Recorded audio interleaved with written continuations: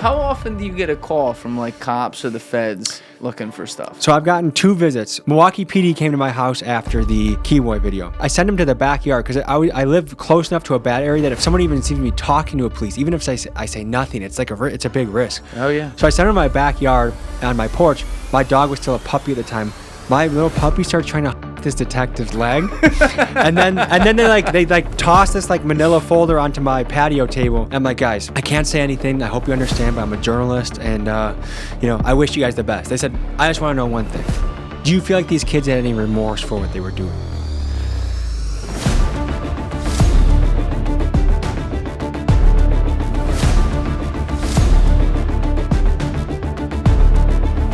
What pronouns do you use? I'm actually a they, them. I don't know if I told you that. And if I misgender you, just reach across the table and slap me. No problem. I actually used to be a we, them boys, but I renounced that a couple years ago. Well, you're looking really good as a they, them, let me tell you. Thank you. You too. I've been with a few they, them, and I can say you're at the top of the list. Oh, you've been with one. What happened there? I don't know which one it was, if it was the they or them at the time, but it was pretty good.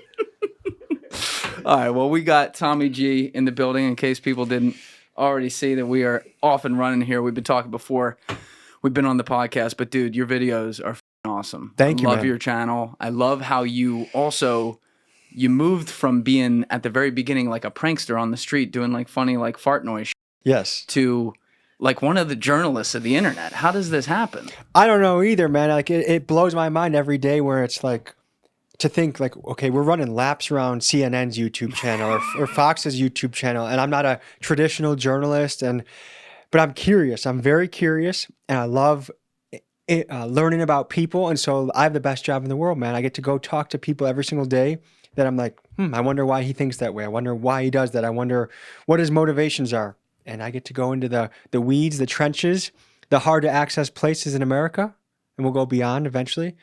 And check people out, and it's amazing. Yeah, you do everything too. Like you put out a video recently that was on mercenaries, and then before that, we'll definitely talk about that corrupt mayor. That was wild. Yeah, that was crazy. Oh my God! Yes. Like she seems like she would be a bad villain in a Marvel movie. Like when they get a shitty actress to like fill a role because they didn't put enough money behind this Netflix project that's going to get canceled. They needed to fill it quickly. Yes. Yeah, dude. Like that. We'll talk about that one. But how did you get in with the mercenaries? Because we're into that topic right now. He emailed me. The CEO of Redwater emailed me. He's like, dude, when I was having tough days, your prank videos made me laugh, and now I see you do documentaries. Let's work together. That was one of those emails I get within like 2 minutes of getting it. I'm on the phone with him. Where are we doing this? When are we doing this? Like that's a dream email to get. And that's how I get a lot of my leads. Everywhere I go, I'm invited into. So I get DMs, I get emails, and people all around the country are starting to invite me into their life. Wow. And I love it. I love getting those invitations. Redwater? Redwater. What a name, by the way. Yeah. I get the double entendre there. Yeah. But what's their story? Who do they usually work with? Where they operate out of? Man, what I can don't you know how talk much about? I can honestly say. Let's just say a lot of contracting work with 3-letter agencies, a lot of work on the border, a lot of executive protection from presidents to celebrities to high-profile people, rescue missions. If you get lost in a certain country, these guys might be your last chance of making it back alive. Yeah. So they fit the bill pretty well. We were talking about Dale Comstock before camera. Yes. I mean, that's some of the shit he does. Like, someone's stuck in a country, go and get him. We drove into an area that's about 7 kilometers that the Taliban owned. It was their territory. Can't make a left or right turn. You got to go north or south down this road. And we had to stop. We heard the Taliban on the radio. They had set up ambushes on both ends of our small convoy, and they were getting ready to hit us. And then I realized, oh shit, the only way we're getting out of this is we got to run the gauntlet now. And I remember when we turned around that night, my Afghan interpreter's with me. Dude, as soon as I started driving, I said, shoot anything where a bad guy can hide behind it. I said, don't relent until we get out of this thing. So as I'm sitting there, I'm watching the vehicles go one by one. The firefight starts. I got time to watch the show and think about it before it's time for me to start driving my vehicle, right? And all of a sudden I thought, you know what? I've been in a lot of ambushes, but I've never actually had to deliberately drive into an ambush to get out of it. But I have no choice this time. And then I started thinking, man, what if I don't make it out of this one? I am driving driver, the one with the antennas. And so I thought about my family, and I took a moment. I said, okay, I want to visualize every one of my children's face, everybody's face, my wife, my kids, one by one. See their face for the last time, maybe. Their face, their face, their face, their face, their face. And then what I want to do is get that all out of my mind, so I'm no longer distracted by that, right? And knowing that would be maybe the last time I ever think about him or see him. Find a way out. Can you imagine that being your job? That you have to figure out how, without getting bullets riddled through my body, am I going to go save this, dumb tourist that got himself stuck in a war zone? Bro, I had to figure out how to get your boy an orange Celsius downstairs. That was a battle. Yeah. Nah, some people, do you find that like guys like that are just, there's something in them that's built different, like almost maybe from the start? I look at it the same way I look at maybe like a guy that does skydiving for a living, or a guy that, steals cars and drives them really fast. There's just some people, particularly men, that only feel satisfied when they are living on the edge and they have danger. And if they don't have danger in their life, they feel like the world is too ordinary or depressing. And so there's just some guys that the way that they're wired is they have a high risk profile. And I would say I identify a lot with that. I do high risky things in other ways. But to me, that's what makes life worth living. Like, we have the dice in our hands. You got to shake them up and put them on the table. I don't want to roll some bullshit. I want to make this thing cool. Right. And so I get where they're coming from. And that's why I think I am so fascinated by people like this, because I can see part of myself. Like, obviously I don't want to steal a car, but I can kind of understand why a kid gets the rush of doing it. Yes. And that was the first video you did that really went nuts, right? Yes. The Kia gang. The Kia boys. Out in Milwaukee. Yes. Milwaukee represent, baby. Yeah. Now you're not originally from Milwaukee. You're from Illinois, but when did you move out to Milwaukee? I wrestled in college at UW Whitewater, and then when I graduated there, I was looking at sales jobs in Milwaukee and a nearby town, Madison. Got offered in Milwaukee, and I've been there ever since. No kidding. So how did you get into that story? Like how did those guys? I wonder this on so many of your videos, and I know some of it is secret sauce. You're not going to say, but like, how do you get the Kia boys to trust you to come in with your cameras as Mr. YouTuber and report on them stealing, what was it, like 10,000 cars in a year or something like that? Yeah, like they're not one unified group, but there are kids in Milwaukee that have stolen dozens or hundreds of cars by themselves or with their crew, like little crews of 4 or 5. The video before that was actually technically the first documentary, which was first time visiting a strip club, which shout out to my wife for letting me do that video. I enjoyed myself thoroughly, and I had a great time doing that. And I met this guy in the parking lot, and he's like, we hit it up. He saw that video. He's like, hey, I like working with you. Let's do something else. And I said, hey, here's 4 ideas I'm working on. One of them was the Kia Boy video. He FaceTimes me 2 minutes later, and he's got Mr. E-Brake on FaceTime with me, Shiesty, in a Kia, was just rolling around his block. And I'm like, hey, hello, sir. Would you like to meet next Tuesday at 3? And he's like, yeah. And I'm like, all right, Tuesday at 3 it is. See you there. And the rest was history. And they let you in the inner sanctum, like, because they were even saying at one point, I remember at the end of the video, the guy's like, hey, make sure you blur out those tags. And I'm thinking to myself, you can, if you didn't blur it good enough, that can be like re-scrambled and you can find the tags. So that's part of the secret sauce is, and some people might get mad at this from the outside, like, why do you protect criminals so much? But me as a journalist, my job is to protect my context. They're inviting me into a world that is I otherwise wouldn't see. So I take it very seriously. Like, I have tons of dealers, all sorts of people on my phone that, hey, when we're about to release this video, FaceTime the guy. Hey, have you seen through your cut? Yeah, you like that? You're good? Your face is blurred? Your voice has changed? Is there anything we need to edit? No? And like most of the time they'll be like, I can't wait till this drops. I can't wait to show my friends this shit. Or they'll be posting on their Instagram story like, Tommy G documentary dropping soon. And I'm like, you're not supposed to say it's you. We had to blur you, right? But they like it. People like attention. They like attention. And they like sharing their story. Yes. There's something in that where like they may have been felt forced to take the wrong path or something because of their environment. And obviously like that's their decision to do. They got to live with that. Yes. But then they want to, I guess like in a way they want to glorify it as a way almost to enable themselves to continue doing it. No? You have to justify it to yourself. You have to rationalize it. Yeah. And especially when you're doing things that are either really dangerous to other people or maybe a detriment to society, you find a story to tell. And like one of the dealers we talked to, he was kicked out of his house when he was 13 years old. His mom's boyfriend moved in and didn't want him there. So he had to make money. So he started selling drugs. Like he wasn't even allowed back in. Like, oh, I'm going to try and sneak in and go get a bowl of cereal because I'm hungry. No. This is Brian's house now. Get out of here. So it's like, okay, I kind of get why a kid like that gets in that. It doesn't make it a pass. Like he still has a moral responsibility that he has to wrestle with and he has to deal with on his own terms. But I get it, kind of. Yes, yeah. We one of my favorite topics is environment and how we also, even in America, which is the greatest place to live in the world, we still have our problems where we don't foster the best environments and we create cycles for people. It's really a money thing. That's what it is. It always is, though, isn't it? Yes, it always is. And so it's like, there is a part of you that, and I'm sure you even have it more than the average person, like you're saying, because you get to go in the middle of it. There's a part of you that has to like empathize with the circumstances that all of these people collectively in a given area may deal with. Well, you start to think, if my parents raised me here, how would my life be any different? Like when you see like certain gang-ridden areas, let's just say 70% of the young boys find themselves on the wrong path. Like, who am I to think that I would have been on that good 30% or the better 30% that's, chasing something that's a little bit better? And also, like, I probably wouldn't have the benefit of, I probably wouldn't have a dad in the picture. My mom would probably be at work all the time. And then one thing I've thought about a lot is like, teenage boys get into a lot of trouble. I grew up in one of the safest, best suburbs, maybe in America, but for sure in Illinois, Crystal Lake, Illinois. Great childhood. I could ride my bike in any direction and never be like, oh, like, don't go to this area. This kid had us believing before he grew up in like the projects. The trenches of Crystal Lake. I bought it real quick. Yeah, the trenches of Crystal Lake. But it's like, even though I grew up in those type environments, I knew friends that would sneak out at night and go into cars, go into garages, go into elementary schools, throw water balloons at cars. I participated in that. I never did any theft. I always had a moral line in me that I never would participate in theft. So I might have snuck out with kids that like they'd run off and go do something. I was more interested in lighting fireworks off or doing things like that. Or do you think also Drano bombs was a big part of my Drano bombs? You ever heard of those? No.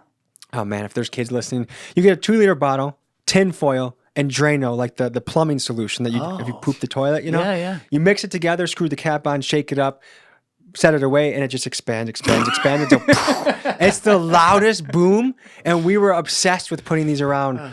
So it's like I never got caught, but I got into a lot of trouble.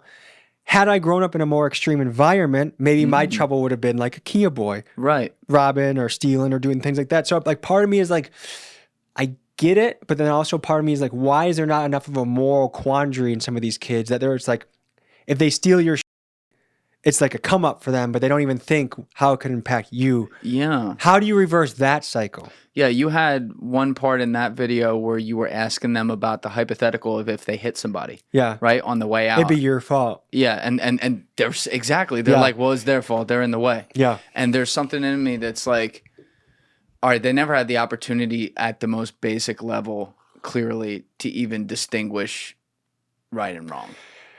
Yeah, and you see some of their parents, like I talked to one of the kids from that video. I talked to his mom recently, and I was hoping it was going to be like a full circle story. Like, oh, he's making better decisions. He's doing well. He's doing much worse things than stealing cars now. And on the podcast, I'm not going to release the episode because I don't think it's going to make her look good, and I don't want to have unwanted attention come out to her. She's like, by the way, my son was never actually caught stealing cars. The only thing he did get a charge for was selling crack and she said it was like a casual thing.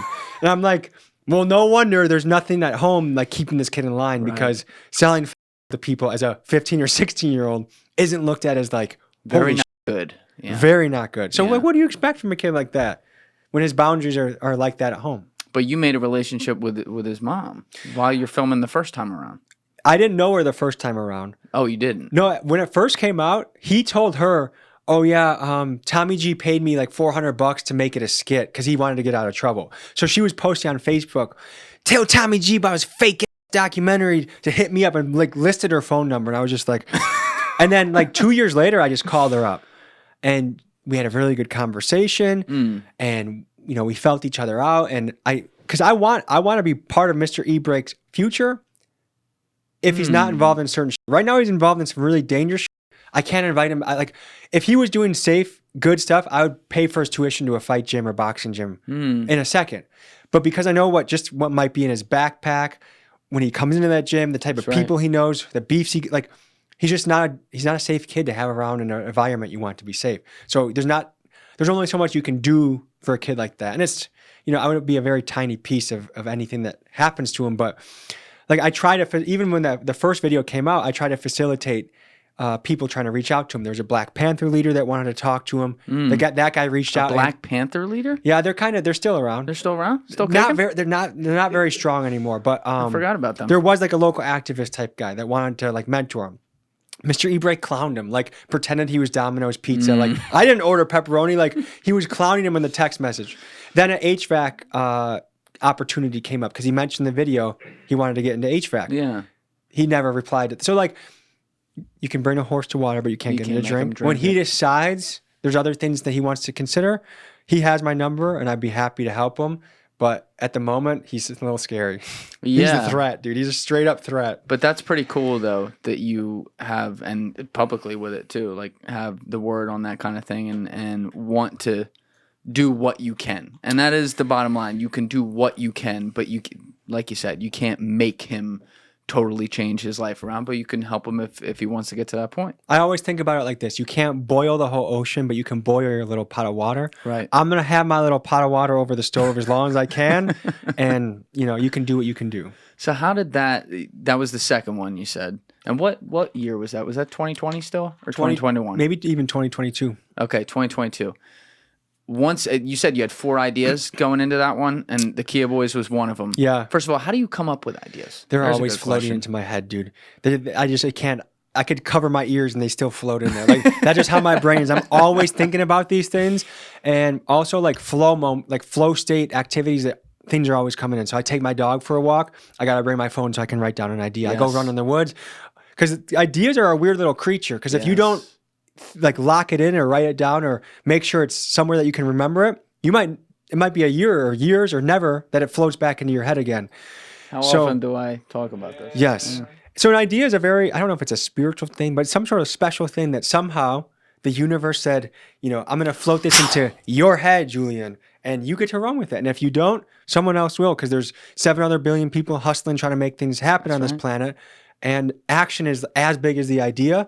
But I do notice with a lot of creators, like there's some people that are lazy with the idea side of it. They're good with the execution, but they'd rather copy another format or another style. Whereas the best version of yourself will always be your own idea. Yes. It's never going to be running with someone else's idea that you're going to thrive. Yes. Alessi actually put this really, really well off camera yesterday when we were talking about it. But he's like, it's almost like Tommy took some of the concepts of speed of the edit from like, the Mr. Beast lane, but made documentaries on stories that people weren't covering and made it fun at the same time while it's serious.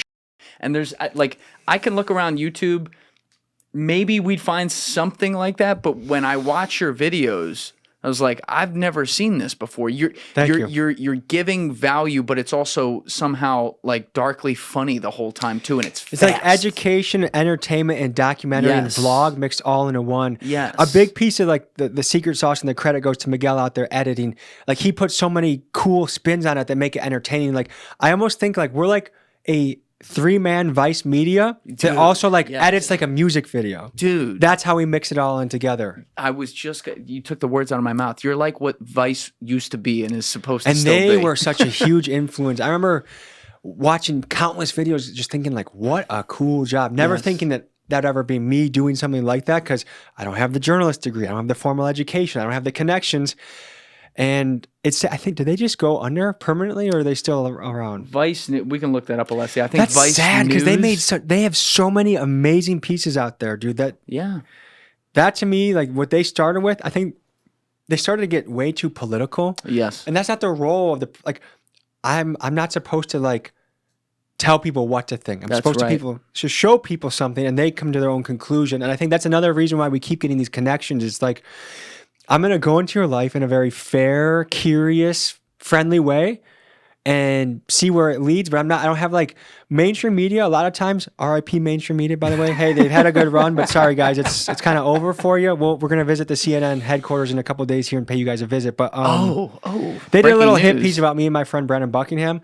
When me and him covered Kensington, Pennsylvania, it was exploitation. But when they copied the exact same style that we did there and did themselves, that's journalism. Yeah, they don't like that. They don't like when you do their job better than them. Dude, the other thing that blows my mind that like I don't even believe half the time is their Kensington piece has 50,000 views. Mine has 5 or 6 million. Brandon's has 1 or 2 million.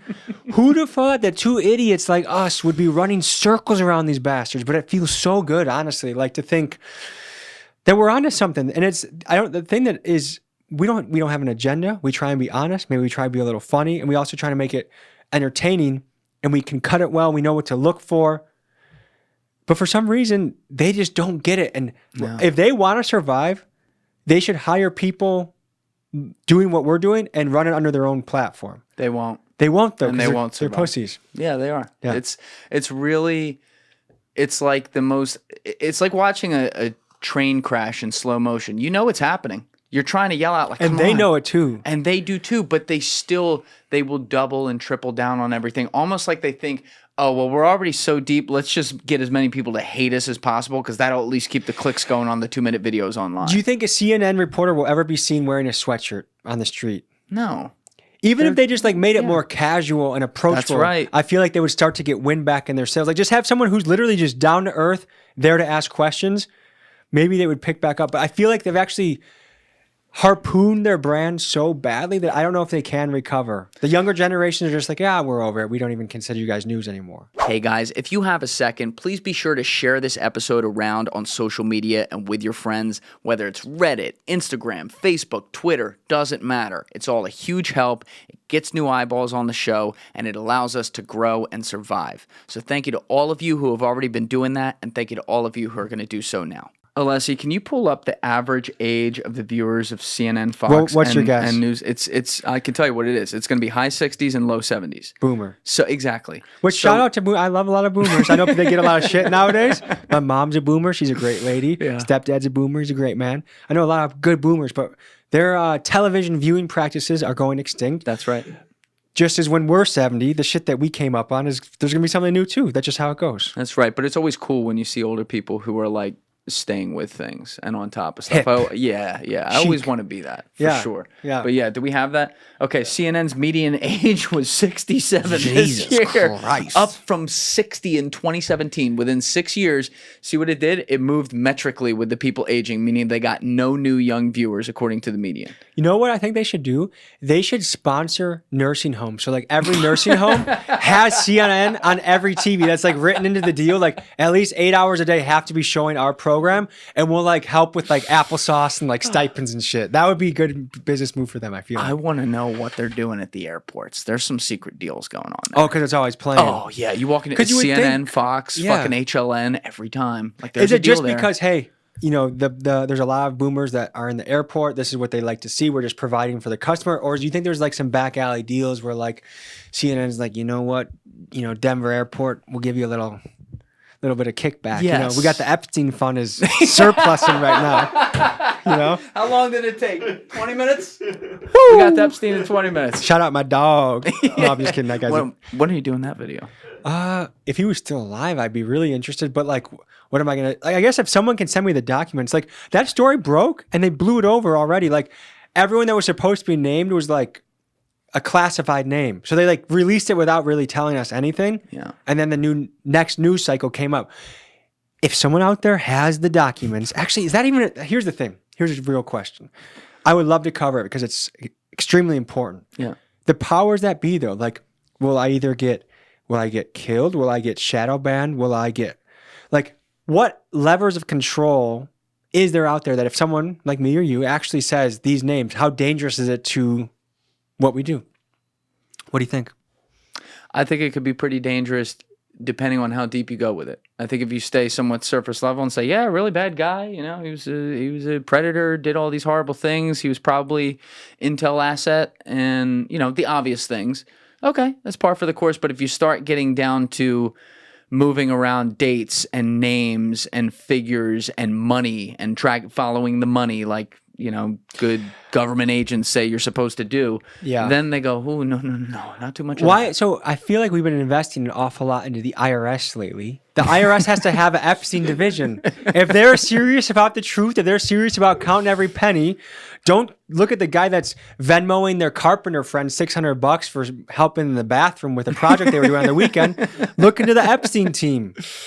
Yeah, they're not. Let's start a petition, dude. Let's start a petition. It gets at least 3 signatures. There's 3 of us in this room. Right. I don't know if 3 signatures will move the water on this, but maybe, who knows? Maybe if we got 3 million, they'd probably shut it down.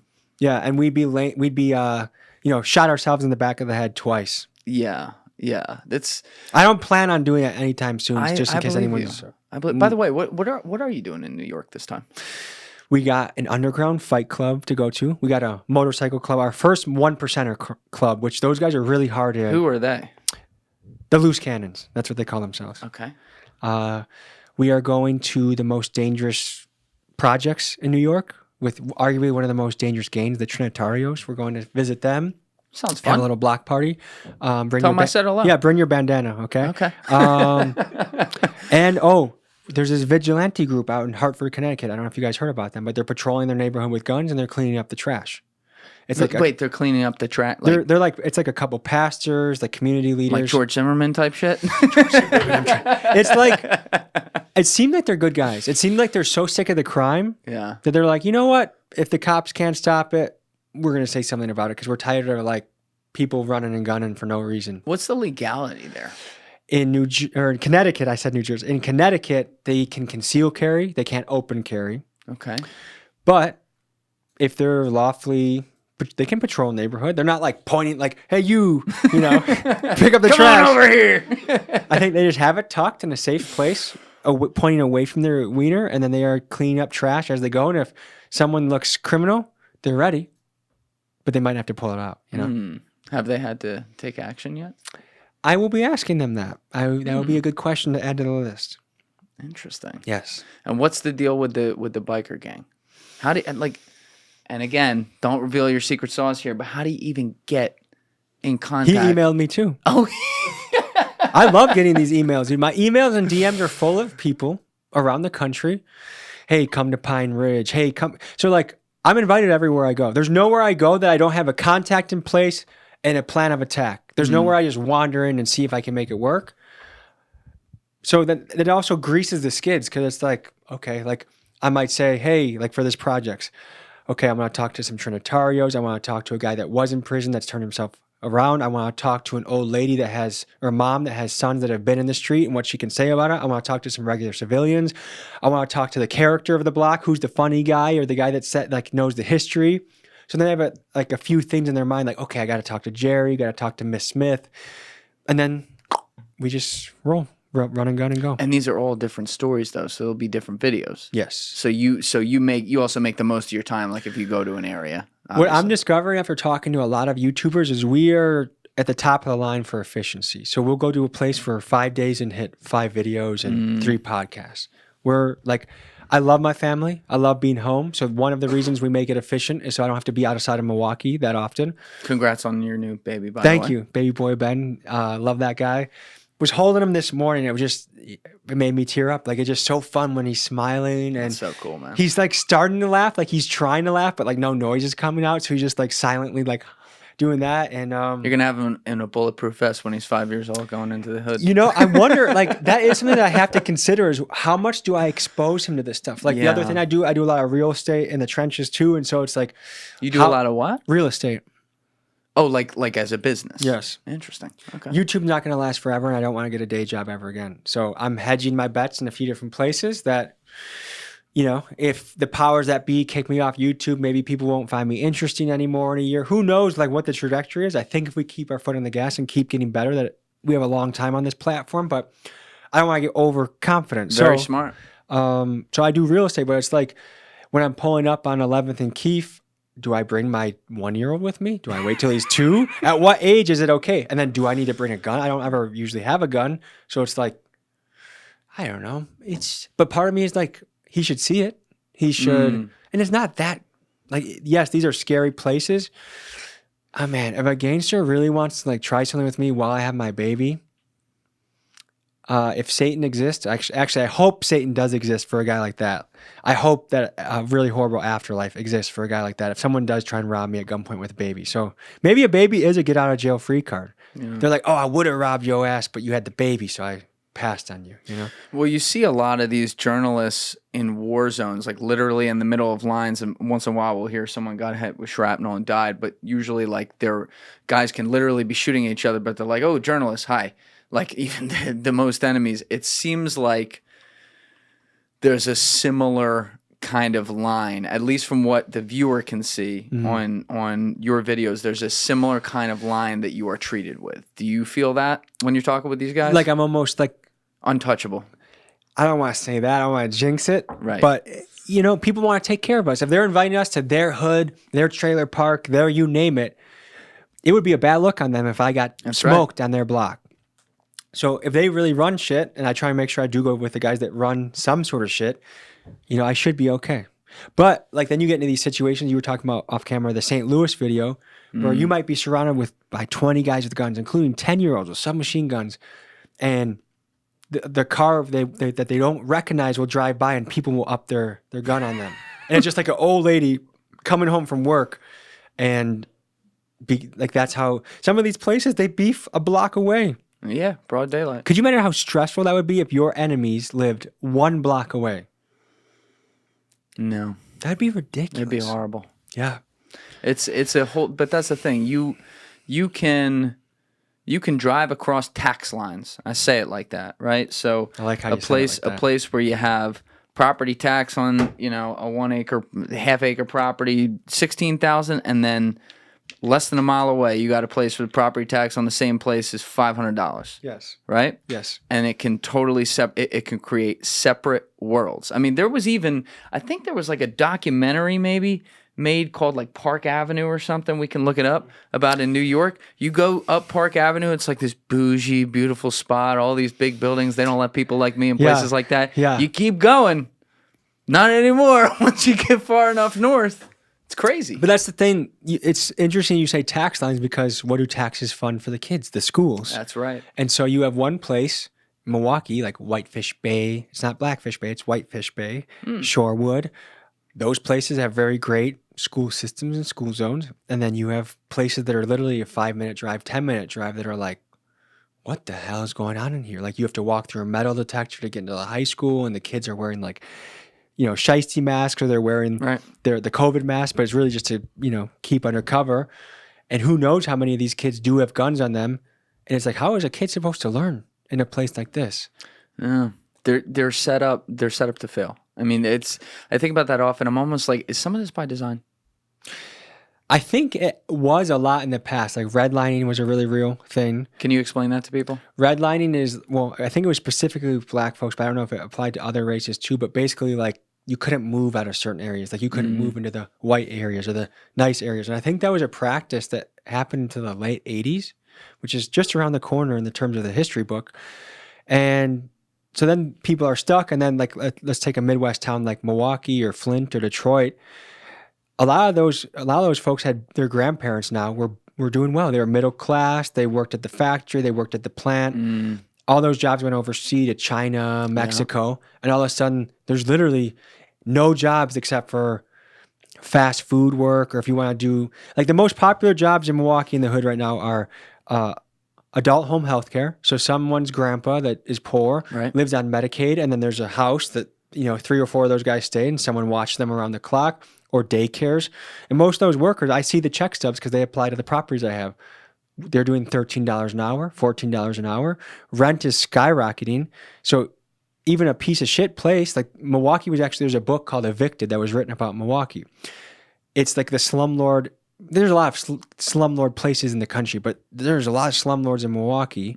I've walked hundreds of properties in Milwaukee. So I've walked places that literally there's a hole in the ceiling, a big hole in the ceiling coming from through the second floor, through the first floor, because the landlord hasn't replaced the roof. And they have a bucket in their living room. Places where it's like, people have asked, like, hey, are you renting? My sink hasn't worked in 3 weeks or 3 months. And it's like, how are you still paying rent? There's slumlords, But then there's also like I've had really terrible tenants. I just paid $17K to renovate a place that some lady beat to shit in 6 months. How did she beat it to shit? She left her, like, I guess she left 3 dogs in there for like a week by themselves. Huh. So the carpet was ripped out. There was poop in every room. And she owed me 4 months of rent. So like I tried to work with her. So I lost that rent. I had to redo the entire house. And you can't take her to court. I mean, I usually don't do anything after the eviction. I actually try never, like I've never had a sheriff take someone out. Like that's really, it can go, but I always like, I give them so many options to get out of it. But her in particular is the only person I file a judgment against. Cause I'm like, when I walked in and I saw how bad she fucked the place up, I'm just like, I was just going to let the 5 or 6 grand slide. But now that you did this to the place, like I'm at least going to let every landlord that you are going to apply to see it on your record. Because that was bullshit, dude. It was terrible. Yeah, that's horrible. I mean, you know, people, especially when something's not theirs, people get a little loose with things. But And it was that's nice. a whole nother level. One of the things I try and do, I'll show you a couple of the pictures. Like I'm going to show you pictures of a property What are you working we with? did. An iPhone fucking 12. 8 there? It's one of the minis. It's one of the minis. But Oh, I'm you're gonna- a no case? Is that a case? Or? It's a little case. I probably should get a bigger one because I Yeah, it drop this looks shit like all the you- time. yeah, it looks but like you beat the look shit at the out of it. pictures of this place. That place is in a fucking war zone. Oh, There's wait, literally. I just clicked off it. Sorry. Let's see. Oh, this is also in a war zone, but they're right here. 11th. This is your place? 11th and Atkinson. Yeah. So outside, there's literally a wrap around a tree of a memorial to a person that got shot out there. But this is beautiful. It's beautiful. So our business model is in the hood is we'll buy a place that was like abandoned for 3 years or it's cheap. We might buy a place for 30K, 35K, put 25 into it, make it the nice house on the block for a long ways away. And then we get a person that wants to live there forever because they're like, holy shit, like this is on 11th and Atkinson. This is on 11th and Keefe. They move in and they think it's a scam at first until they walk in. They're like, there's no way this place is here. Our bet is that people are going to want to love that place as much as we did and to invest into it, that they're going to want to be there for years. So no turnover. They raised a family there. We'll see. I mean, we were burned by this other lady that. Yeah, that's not good. But you win some, you lose some. You win some, you lose some. But we've talked a little bit about you going to St. Louis. I think you've done a couple videos there, right? Yeah, Most I hope dangerous it's city? not the most dangerous city in 2024 because I really don't want to go back there again. How do they measure it being most dangerous? Is it like homicides? Homicide. They'll have like murder rate per capita. Right. Yeah. So how do you fix a place like that? Is it fixable? That's like the multi-billion-dollar question. Yeah. Because I think like there's an attitude in the hood that I think I don't quite agree with, which is like, well, they don't want to see us win. I actually think the opposite. I think a lot of people want to see the hood do well. I don't think people want to live in areas where they're afraid of gunshots. They want to be afraid of robberies. They don't want to be afraid of reckless drivers. I think people want to see other people win because it's better for everyone if everyone's winning. How do you fix a place like that?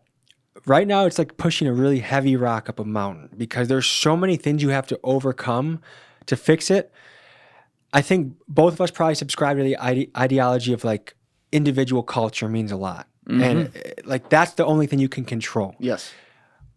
I think people have to have a little bit of different priorities. But let's just say, okay, we'll cover in a few different areas. What can the government do? I don't think daddy government's ever going to fix anything, but if they can have a little bit of momentum be added, what I think they can do is recruit really good paying manufacturing jobs, plant jobs back to that area so that tons of people have high paying wages that they can eventually become homeowners or move out to a different area or at least stabilize an area because I'll reference that book Evicted again. In Milwaukee, 1 out of every 9 single moms gets evicted every single year. So you wonder why blocks are really crazy. There's no more like, oh, that's Mr. Smith, that's Mr. Johnson, that's Mr. whatever.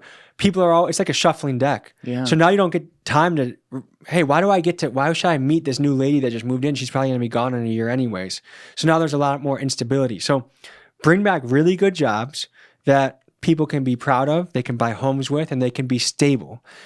I would say this is not a popular thing to say, especially if I was in the hood, but I would say I would recruit like the best police people I could find. I'd make, and I'm not saying like the bruisers, but I'm saying people that aren't afraid and people that are going to hold people accountable. If you rob somebody, sorry, but you're going to get caught. If you kill somebody, the homicide solve rate in a city like Milwaukee, I think is like 40%. 40%. Chicago, I think it's like 30. Guys, if you're still watching this video and you haven't yet hit that subscribe button, please take 2 seconds and go hit it right now. Thank you. Isn't Milwaukee where they had like that viral sheriff video where he was talking about like all the murder? You know what I'm talking about? He was talking about like all the murders that happen, and some reporter was bothering him about something. And then he just goes off on her? Yeah. Yes, that's Milwaukee. Can we pull up that video, Yeah. Alessi? It's going to be like Milwaukee sheriff goes off on reporter on YouTube. I want people to see this because this was, I want to say this was during some of the height of like the riots and stuff like that. Is that right? There were. I'll give you the color on why the riots happened. The riots happened. There's a gentleman by the name of Sylvia Smith who I don't know what he was wanted for, but he was in St. Louis. Yeah. No, in Milwaukee. I'm sorry, in Milwaukee. Yeah, but he was in the streets. He was a street guy. This was where what's his face got in trouble, right? Not George Floyd. No. What the fuck is it? Kyle Rittenhouse, right? Close, Kenosha, which is like 40 minutes away. Okay, got it. A black cop shot a black guy, but the narrative was that got out is the white cop did it. So all of a sudden the city started burning down. And if you see the video on what this guy did to a police officer, he was running, he turns, reaches into his waistband, pulls out a gun, goes like this. As soon as he gets to like here, shot. That's it. Yeah. And there was a riot about that, which to me is like, what is the cop supposed to do there? Dude, is he supposed to just take please submachine gun fire? But like, come on, like, if the cop shot him in the back, I'd be like, you know what, that's messed up. Like any cop that does something really wrong, yeah, take him to court, agreed, have him serve his time. It should be a case by case thing. But let's see. Yeah. We have the video up now. There are some folks in this community that are legitimately grieving, and we heard from them. We heard a lot of folks who believe the First Amendment only applies to them and took great pains to shout down anybody that disagreed with them. Despite my ongoing disagreements with the police union, I have to say that their members tonight conducted themselves, I thought, with great restraint, given the ad hominem invective that was being unleashed on their work personally and the police department generally. So, this is a controversy. This is a tragedy. I've said it over and over again. It's a tragedy for the family. Tragedy for Officer Manning. It's a tragedy for the community. But I'm not blind to the fact that there's a lot of people lining up to take advantage of this tragedy to flog their own agendas, and that was clear tonight as well. You were accused of saying something to one of the protesters, or one of the people in the stands. He accused you of... He was making so much noise, I have no idea what he's talking about. He's going into Clint Eastwood He mode. feels insulted. Too bad. Get off my What's your lawn. response to some of the people that thought you were being disrespectful by being on your phone and not being attentive to them? Well, I was on my phone, and yes, that's true. I was following developments with a 5-year-old little girl sitting on her dad's lap who just got shot in the head by a drive-by shooting. And if some of the people here gave a good goddamn about the victimization of people in this community by crime, I take some of their invective more seriously. The greatest racial disparity in the city of Milwaukee is getting shot and killed. Hello. 80% of my homicide victims every year are African American. 80% of our aggravated assault victims are African American. 80% of our shooting victims who survived their shooting are African American. Now, they know all about the last 3 people that have been killed by the Milwaukee Police Department over the course of the last several years. There's not one of them can name one of the last 3 homicide victims we've had in this city. Now, there's room for everyone. I have a point on this. fixing This has fix. been something I'm actually thinking about a lot lately, and it's like this, Julian. If I invited you to my house and you're a plumber, I have 2 leaks going on. There's one leak that 99% of the water is coming from, and there's one leak that 1% of the water is coming from. What are you going to fix? 99%. But we as a culture, in the media, as a country, like we're too afraid to say like, oh, we're just going to and the 1% is important. A 1% leak can still mess up a house. But the 99% leak is really where we need to look. And for some reason, you can't say it. You can't talk about it. Especially 2 white guys can't talk about it. But it's like he just had 80% of them homicide victims in Milwaukee are black. I just looked at the most recent statistics. I think it's close to 95%. Oh my God. So it's like there's something really crazy happening. And until we're comfortable looking at it in the mirror and saying what's going on and coming up with real solutions rather than just putting our pronouns in our emails. That's right. We're going to be in the same position, if not worse, years to come. It feels like there's an incentive for teams. We talk about this with different guests on the podcast all the time. It always comes up. But, the profit is in the disparity of opinions. It's not in people having common ground because, when people watch the news, they don't watch the news when everything's good outside. They watch the news when everything's to shit because like, oh my God, what's going on, right? Mm-hmm. Negativity sells. It's like, I think, what was the line? There's an old show, The Newsroom. Aaron Sorkin wrote it. Yeah, Aaron Sorkin wrote it. But he called it like tragedy porn or something like that. And that's exactly what it is. And so, you have two sides where it may be on one end, you have some legitimate videos of like a cop doing something horrible to someone who may be black in that case. And yeah, like you said, they should be prosecuted the whole bit and we should give it attention. Yeah. On the other end, we have maybe like an epidemic of homicides that could be occurring in place X or place Y, and that should be given the same attention. But the media sells on the old like Stalin quote of the tragedy of one death over the statistic of many. Mm-hmm.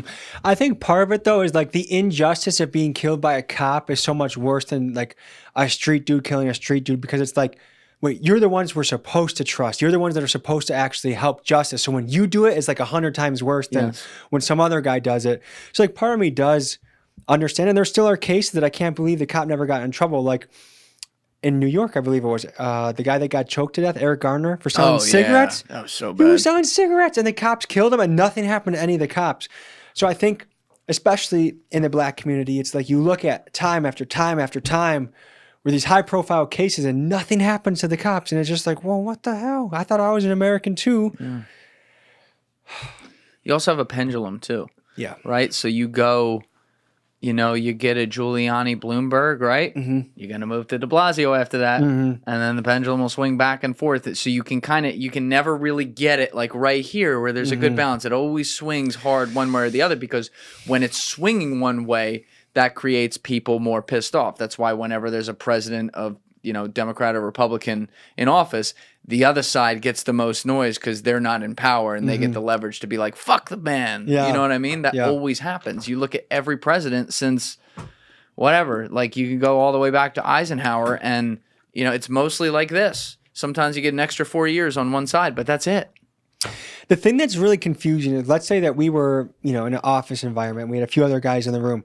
If there was a mutual project we were working on, we'd have a round table, we'd have ideas, we'd have a whiteboard, we'd think about it, and we'd all come to a conclusion that helps the team. But for some reason in politics right now, they act like they literally are not part of the same goals when they should be. And it's so weird to see, like, you see it every time at the State of the Union address. Like when the Republican says something cool, all the Republicans stand up and do this shit. And it's like, it looks so stupid. Yeah. And if you're a Republican, you can never clap when the Democrat says something that you actually agree with.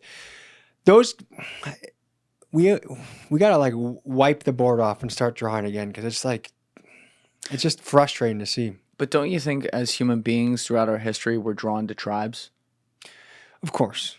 But why can't we be tribe America versus tribe like internal division of America? So my friend Andy Bustamante, who's been on this show a few times, did you ever have access to, let's say, government secrets that were so big that humanity could never find out about it? Humanity is too big of a word. So I would say I have absolutely had access to secrets that would impact how the American public would respond. What do you mean by that? Meaning the roles that I filled, the operations that I participated in, were operations that were relevant and impactful to Americans. They were relevant and impactful to other countries as well, but never humanity as a whole.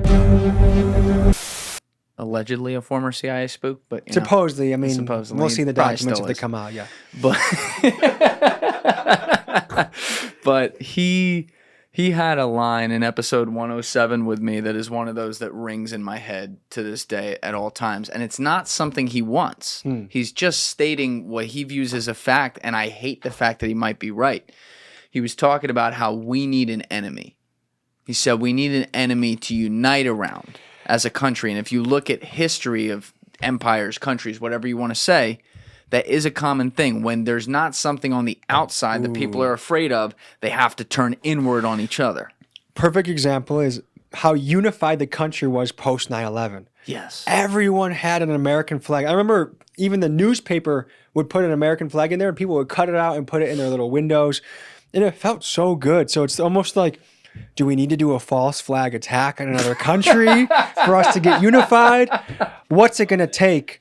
But it is true. We are meant to have opposition. And in the medieval times, we're slaying the dragon. And the dragon needs to be something that unifies us rather than divides us. And right now it feels like each other is the dragon, and it's not so healthy. Yeah, and in a weird way, guys like you have catapulted in the post-pandemic era to the front lines of this, because you, with no journalism degree, no background, that kind of stuff, are going inside in the nitty-gritty of stories, man on the street type style. Literally, you and Miguel, and I think you have one other guy, Keegan, right? You're going in there with your cameras and you are just rolling and you're capturing what you get, and then you're putting it in a way that is actually, yes, entertaining for people. And these other journalists, you know, the thing we're not saying out loud here is, unlike you, who's independent and reports to you, they're paid. And somebody pays those guys.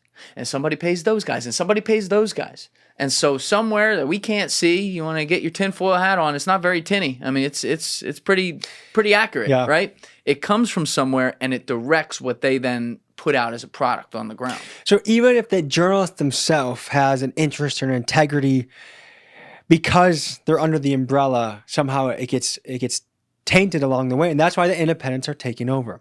Right. The independents answer to themselves, and if you answer to yourself, usually if you're doing it properly, you answer to your own passion and desire and curiosity, and that's always going to be a better story than someone telling you it has to fit like this into this box, rather than just, there is no box, you just create the piece. Yeah.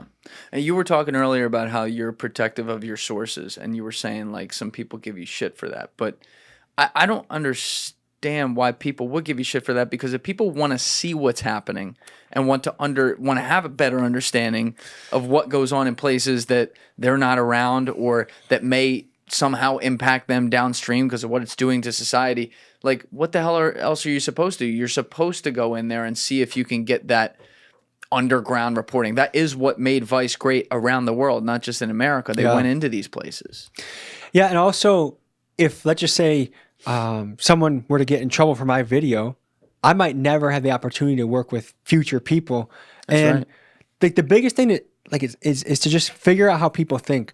I actually there's a couple of Milwaukee police officers that go to my jiu-jitsu school, and they were like, "Thank you for putting out the Kia Boy video, because we've been trying to explain how these kids think and how reckless and how like nihilistic and, I don't want to say bloodthirsty, but okay with violence that they are, that we're happy people see their mentality. So now when we do bust them, and if it goes wrong and they shoot at us and we have to shoot back, it's like, did you not hear how they think, kind of a thing, you know?" Yeah, Alessi, can you pull that video up real quick?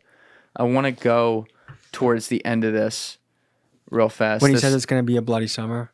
Yeah, because it just was so, it's like you said, it was so exact and kind of callous. I think it's like, yeah, the second one right there. All right, so cut to like 5 minutes left, and let's turn that volume on. It might be one of the last spike moments. Okay, try that second to last spike. Is the volume on? You know what I mean? That's the guy that got me the connection. What right happened there. over there, man? Man, he was doing 80 Hustle and Team trying to B. eat Shout right, out my can't guy, do Hustle that. Team The B. guy's on the fucking car. Oh, fuck, my car's up there. Oh, yeah, I don't your want my car car. parked. You see people running for their life up there, dude? Did you see that? That's the famous Kia Boy. When they're in there, they These do kids this are as gonna much as they fucking can. die. I'm getting scared watching. I'm not even in the car. Hey, y'all see that we Hot Wheels? He has a Like pipe Hot in his Wheels left on the- pocket, so I didn't realize this until Hot afterwards. That was crazy. Wheels, man. You got some cojones, man. That's for sure. Hell yeah. Have you ever gotten into a police chase before? They can't chase because they You can, see what the but ankle like, bracelet on? after you doing so much dangerous shit, they gotta terminate it. You're a reckless man, you know that? Are you ever sitting in the back of the car thinking, I really wish I wasn't here because this is scary as fuck? No, I don't drive in the back seat. If I'm in the joint, I'm in the front seat. So either you're driving or nothing. Yeah. I'm Mr. E-Brake. They call me Mr. E-Brake. Where do you guys put these things? Oh, that's him. This what you do. You ride through the hood, you see, see a abandoned house, and then you see if they got an open garage. Shit, the garage open parking it. Sometimes your car be there, sometimes it won't. Shit. Hello, sir. How you doing? Imagine being at UPS just working that route. Because this is crazy. Sir, can I ask you another question, Professor E-Brake? How are you going to be an astronaut or an entrepreneur if you're getting yourself into trouble with these Kias? Shit, I don't even ride joints. Shit, I ain't gonna lie. Like, only time I got in a stolen car, say if my boy called me like, I got something fat. I'm like, damn, I gotta drive that. I ain't drive that yet, so. Does being a keyboard get you chicks? Mr. E-Brake is honestly hilarious. I told him he should go into stand-up The comedy. bus just hit you. They hit a bus?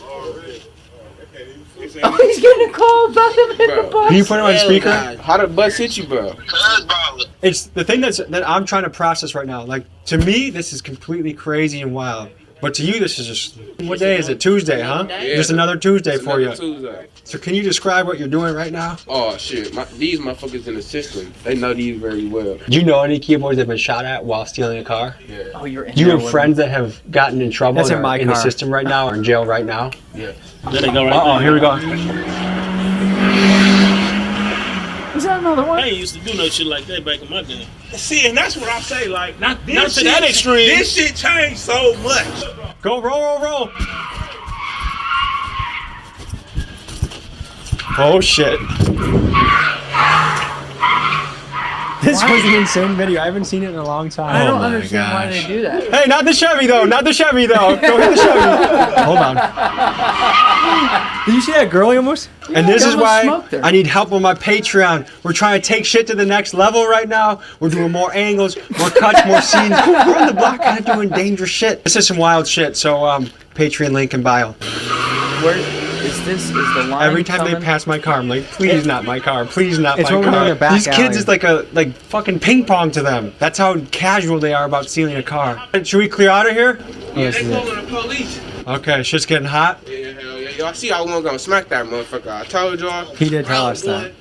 I'll tell you guys like this, all right? First, thanks for giving us a show. That was fucking something I've never seen before in person. The other thing is, as like a big brother, I just hope that you guys stay okay, stay safe. I don't want to see anything bad happen to you guys, okay? Yeah, it's a freshly stolen car. All right. Hey, yeah. make sure y'all blur out the plates. Yeah.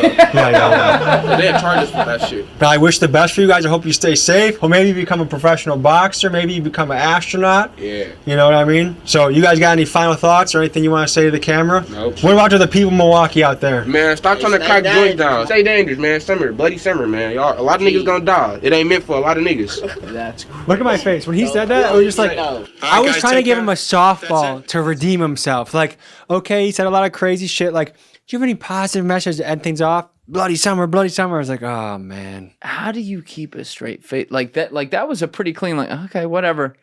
Like how do you keep a straight face with that? I guess I just try and stay in the moment as best as possible. And some of it is so wild that you're still like kind of processing it as it's happening. I mean, to think that he hit a school bus 2 blocks away. He's just and getting a call. Chill. They almost crashed into the neighbor's front lawn when they were trying to show off. That's the other thing. Like we did learn a lot from the Kia Boy video. Like I don't film with minors anymore. I didn't know they were minors because I didn't want to ask them too many questions on the phone. I mean, the one guy was like 4 feet tall. I know. But here's the thing: when I was on FaceTime with him, I didn't want to ask him too many questions to get him like spooked about me, you know. But then after that, it was like the 18 and below are so reckless. Like, dude, it's the 14, 15-year-old kids that are doing some of the most crazy shit right now. So it's like, I need to film with a guy that at least is considered an adult because otherwise, the young kids will unnecessarily do stuff to like.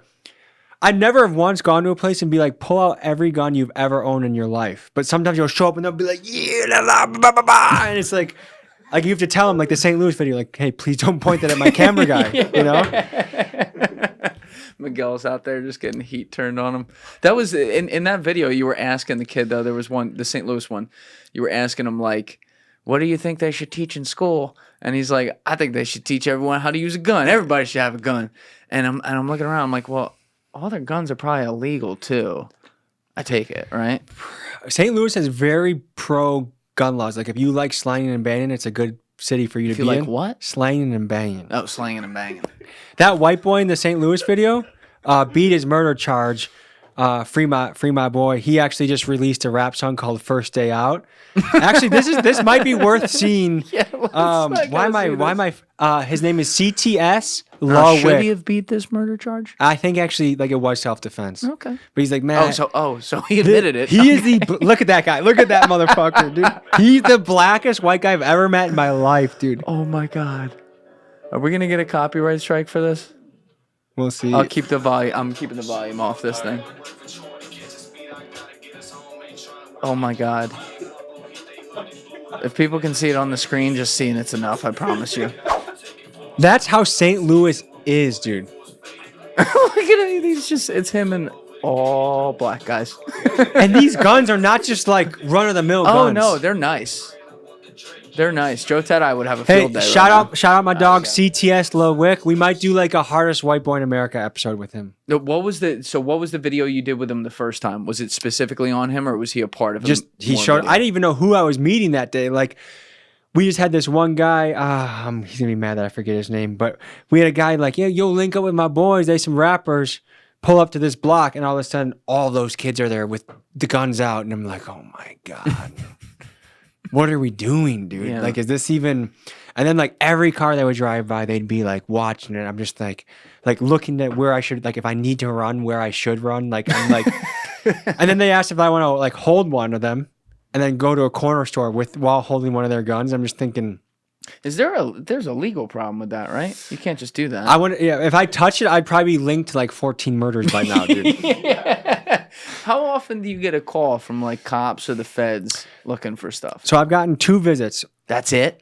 That's it, because I'm a journalist. I don't have to do anything. Doesn't stop them from trying. But usually. and shout out to my lawyer Dan Adams. The day the Kia Boy video came out, he hit me up. He's like, if any law enforcement hits you up, you send him to me. You have a right as a journalist to do this stuff, and you don't have to say anything. I was like, okay, that's good. That's good to know. So Milwaukee PD came to my house after the Kia Boy video.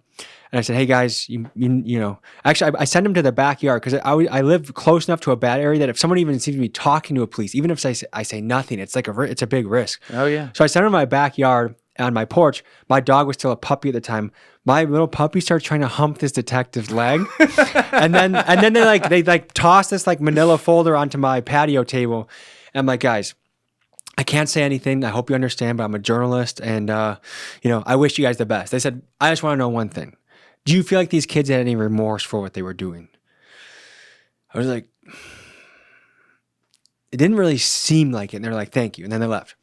I got a call later that they said I had to come in because someone had made a threat on me and they wanted to see if it was credible or not, if I wanted to take any action, which I saw the threat and just like wiped it off the table. Hey, we're good. Because at that time, even walking into the police station to see that, they don't know what I'm walking in there for. I was just nervous that someone was going to spot me driving and think that I was going to be a snitch. So, and then I did get visited by the FBI. Oh, shit. I did a redneck video in Tennessee. What was that? I didn't see this one. It was like most redneck place in America. East Tennessee, Appalachia. Shout out my guy, Shaka Hustleman. He's rapping out there. And wait, Rednecks rapping? Oh, he's good, dude. He's really Shaka good. Hustleman? Have you ever heard of Yellow Wolf? He's kind of like a new age Yellow Wolf. He's good. New age, redneck, new age. Oh, my lawyer's right there. Shout out. That's your lawyer? That's my guy right there. That's a clean looking lawyer. He's a good guy. I was really picturing good guy. more of a Saul Goodman. Yeah. See more of your style. Yeah. But like at some point in this video, maybe 14 minutes in Tennessee, Appalachia. My name is Shaka Hustleman, and in East Tennessee, we will protect these kids. Yay! Oh my God.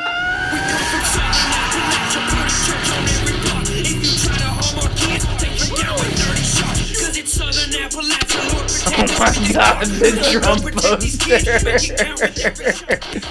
We have. Is that your first drink? I want 12 years old? Yeah, and I smoked my first when I was 5. So, what do you picture when you think of the most redneck place in America? Perhaps you picture rural Alabama or somewhere near the Florida Everglades. What I picture is Eastern Tennessee. Oh, you put the accent on. you know, that was one accent that I could actually do without like getting shit for it because it's another white boy. So I lean into it. And it's not uncommon to still spot a Confederate flag flying. It's a place where gas stations tell an awful lot I of love chewing the Israel tobacco, flag next and to the boys Confederate still drive flag. trucks. In this episode, I meet with local resident rapper Shaka Hustleman. Here's what this kid sounds like. Just stinking like I'm bound to make a spear. I knock your ass straight the fuck Out of here.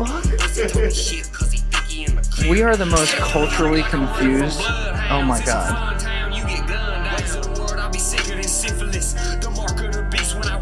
In this episode, we shoot He's guns, sick. get mud on our boots, and meet the local So let me folks. tell you what Everything happened. You see. So at one point in the video, I say, you know, Joe Biden, you come and try and take our guns. So the FBI came to my house.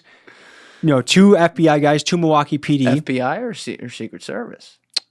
Because is that a threat against him? Secret Service. I have the video on my phone of them going onto coming onto the porch. Okay. I think Secret Service. They were like two really nerdy guys too. Like they just sit down, like I offer them a seat in the family room, and they're like, "So what did you mean when you said Joe Biden?" You know, and I was like, "Sir, you know, I was with a bunch of rednecks. You were shooting guns. I thought it was just funny to say. I really don't have anything against Joe Biden." And then they asked me like, "Have you had suicidal thoughts? Do you have a gun in the house? Are you on prescription for this?" No. So then I'm like, "All right, guys, like," but part of me was like, you know what? It's good that they actually like they have their hands on things. Like they're doing their job. So I didn't have an issue with it, but it was like a little bit like I was looking at my wife in the family room. I'm like, what the hell is this, dude? No, they take that shit like they have to take it seriously. We just had Evie Pomporis in here, which we had to fix up some of that file, so I don't know when that's coming out yet. But she was awesome. She was a long-time Secret Service, and she used to do some of that, like where she had to go out to a spot because someone said, you know, I'm gonna kill. I'm not gonna say it now on camera, but they'd say things like that. But this is when I look at a video like this one, it just reminds me the imagery, by the way, spot on. Shout out Miguel, like capturing everything in there with just the ambiance, like setting the scene at the beginning. Your montages and your videos are really good because they make you have to watch the rest. He's the man. But I see this and I'm like, this is the most culturally confused time in the history of the world. You got like a ghetto, very white redneck singing about like lean drank, shooting guns out, loving Trump in the middle of the woods with Israeli flags in there. You know what? This is one thing I want. I want rednecks and I want hood black people to know. You guys are much more similar than the media will convince you. A lot of the same values, a little bit more conservative. They like their Second Amendment rights. They just want to drink beer and have the government not bother them. Dude, imagine what a dream team coalition that would be. The government would really be scared. If they just made some sort of gang that was between the two of them, they would run shit all day. It might not be the most fun place to live. It'd be a little reckless, but it would be fun. I need, you know, the picture of like the Bloods and the Crips guy holding up the truce flag. I need that with like rednecks. They got the Confederate flag linking with like a few bandanas, you know? Oh my God. Actually, I don't know that I've ever heard someone make that point though. That's like scarily spot on. And then there's just a weird identity thing that, you know, gets like forced into these groups to be like, oh, well, we stay with us. We stay with us. Yeah. There was a book by Thomas Sowell called, I think it was called The Black Redneck. And his point is that redneck culture and hood culture actually comes from like English rednecks. Like the way they, like from how they treat women, like education, the way they talk. I don't know if it's English, like basically like country English folks, and I don't know if they also lived in America at one time, but like a lot of that culture seeped in from those folks, and now like white rednecks took it, and black hood folks kind of took that. When you talk about cultural appropriation, the line never ends because we all borrow stuff from. That's right. You know, so that whole subject is a funny one to me because it's like. Did we culturally appropriate the guy that invented electricity? That's like, right. If we're not of his heritage, are we allowed to have it? And what about the microphone? What about? That's right. Actually, I don't know if you know this, but Joe Rogan invented red curtains. You're culturally appropriating them, We're culturally appropriating. God damn it. We had this for 4 years. You have to pay Joe Rogan reparations. That's right. Too. That's right. He invented them. Yeah. It's the whole like something snapped. I don't. It's hard to say exactly when, but. It's definitely the social media era that did it. There's something that snapped where people needed a reason to have to point a finger at other people, and they just decided to make everything identity. Identity politics is a cancer, dude. Yes. It's a cancer. Do you think it's going away, though? I think the pendulum's swinging back to the point where people are not afraid to call total bullshit, especially with like the gender stuff. Like, I had a girl from jiu-jitsu, a friend that I really like, but she's super woke, like a classic blue hair. And she wanted to babysit my boy. And like she'd already gotten mad at me because I made a story post about like these gender inclusive bathrooms at the university that is local. And I'm like, of all the budget in the university, like this is the renovation budgets went to doing this with the bathroom. So I have to like shit next to Stacy in science class who I have a crush on. Like, how is that a good thing for like just make one stall bathrooms that anyone can go in? But anyways, you know, she was like, oh, I want to babysit your baby.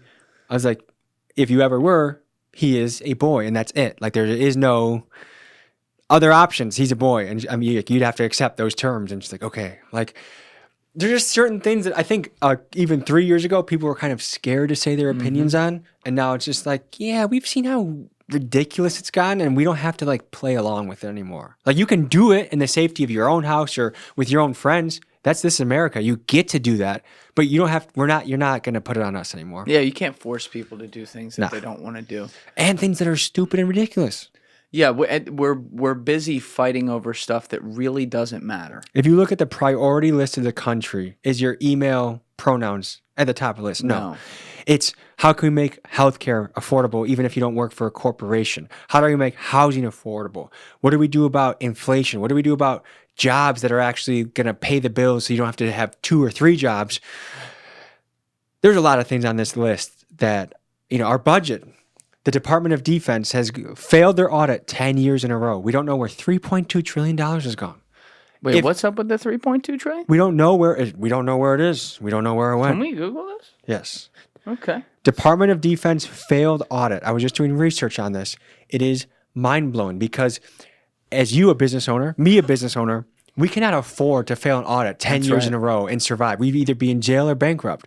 The government, let's see, 6 audit. There's another one. I don't know if there's a $3.2 trillion you can. 3.8 right here. 3.8 trillion. Oh, I was giving them a benefit of the doubt. Look at you. All right, let's hit that. That is a sum of money that is absurd. This was not a surprise. That's a direct quote. Pentagon again fails annual audit. And they keep raising the taxes that we have to pay them. How insane is that? Look, this is where I'm also like, I want us to have the best defense and the best ability if we needed to do things. Of course. But there has to be a line with when you keep on saying, hey, don't worry, we got this, to people that then have to pay out of their money. If you are not responsible with the taxpayer money, you get fired or you get replaced. Let's hire someone that if you can't balance the budget, you're out. It's that simple. Like there should be. Have you gone into many government jobs? I don't care if it's on a city level or state or national level. That it's like, wow, these people are efficient. I work with the city of Milwaukee for real estate, dude. It is ridiculous. Yeah. I've waited 2 months for an email.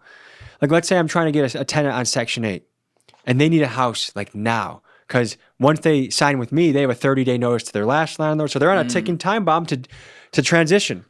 And then you'll get guys that, hey, sorry, I was 2 months behind on my emails. And it's like, Bob, what the fuck is going on in this office?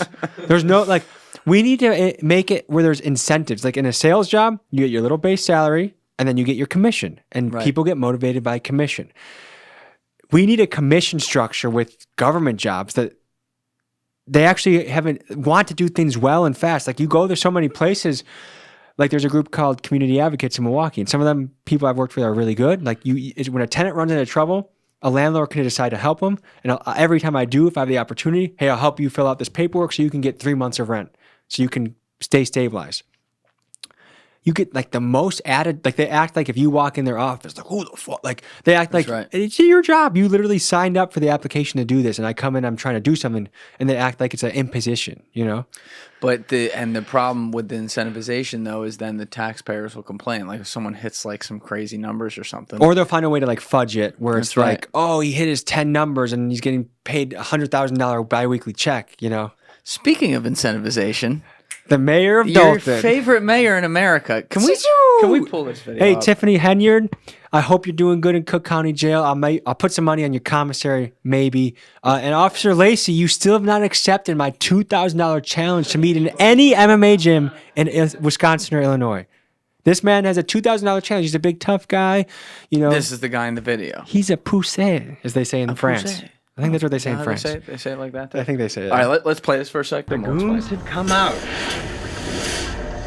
She refers to herself as the super mayor as well as the most powerful woman in Chicago's South Side. But does she use her power for good? People on the internet and in her own community have been calling her the most corrupt mayor in America. And here are some of the things she's been accused of. Stripping business licenses away from people that don't contribute to her charity, pay-for-play kickbacks and bribes, taking lavish first-class trips on the taxpayer dime, making the city pay for her own personal ice skating rink, using the taxpayer money as a marketing budget for self-promotion for things like 122 Is that a music video? her face on it and using tens of thousands of taxpayer money. Every dollars billboard per has month her to hire face a on it, even PR if it has firm that's nothing to do with designed it. to clean up her image. And I'll give her this: her bitch. image is tough to clean up. Here's some more reasons why. She double dips as both the mayor of Dolton and the Village of Thornton Township supervisor, and she's made it so that if she's not re-elected as supervisor, the incoming person would receive a 90% pay cut. Oh, that's She's nice. racked up credit card debt like she's trying to set a record, and she tells the residents things like better have my money and compares herself to Martin Luther King. And that's just the tip of the iceberg. It's alleged that she rolls around like a crime boss. Some people claim that she's even gone as far as having the cars of people that oppose her shot up to intimidate them. She rolls around in a convoy of extensive private security, of course on the taxpayer dollar, and it's said that she has the police force in her pocket partly due to the outrageous amounts of overtime she allows The her overtime officers was to be crazy, paid. man. Again, on the taxpayer dollar. I hope you're noticing the theme here. Unfortunately for Tiffany and her police chief lapdog, Officer Louis Lacey, I have in my possession receipts, disciplinary forms, documents, and insider information that we will be diving into in great detail today. Folks, this channel does not stand for bullies, and by the end of my expose, I'm sure you'll draw the conclusion that Tiffany, Officer Lacey, and their cronies are not only bullies of the worst kind, but an absolute disgrace to the title of public servant. The FBI is currently investigating her, so I hope she gets to see this video, but I'm not sure what the Wi-Fi situation is in Cook County Jail. Let's begin the episode. All right, let's pause it.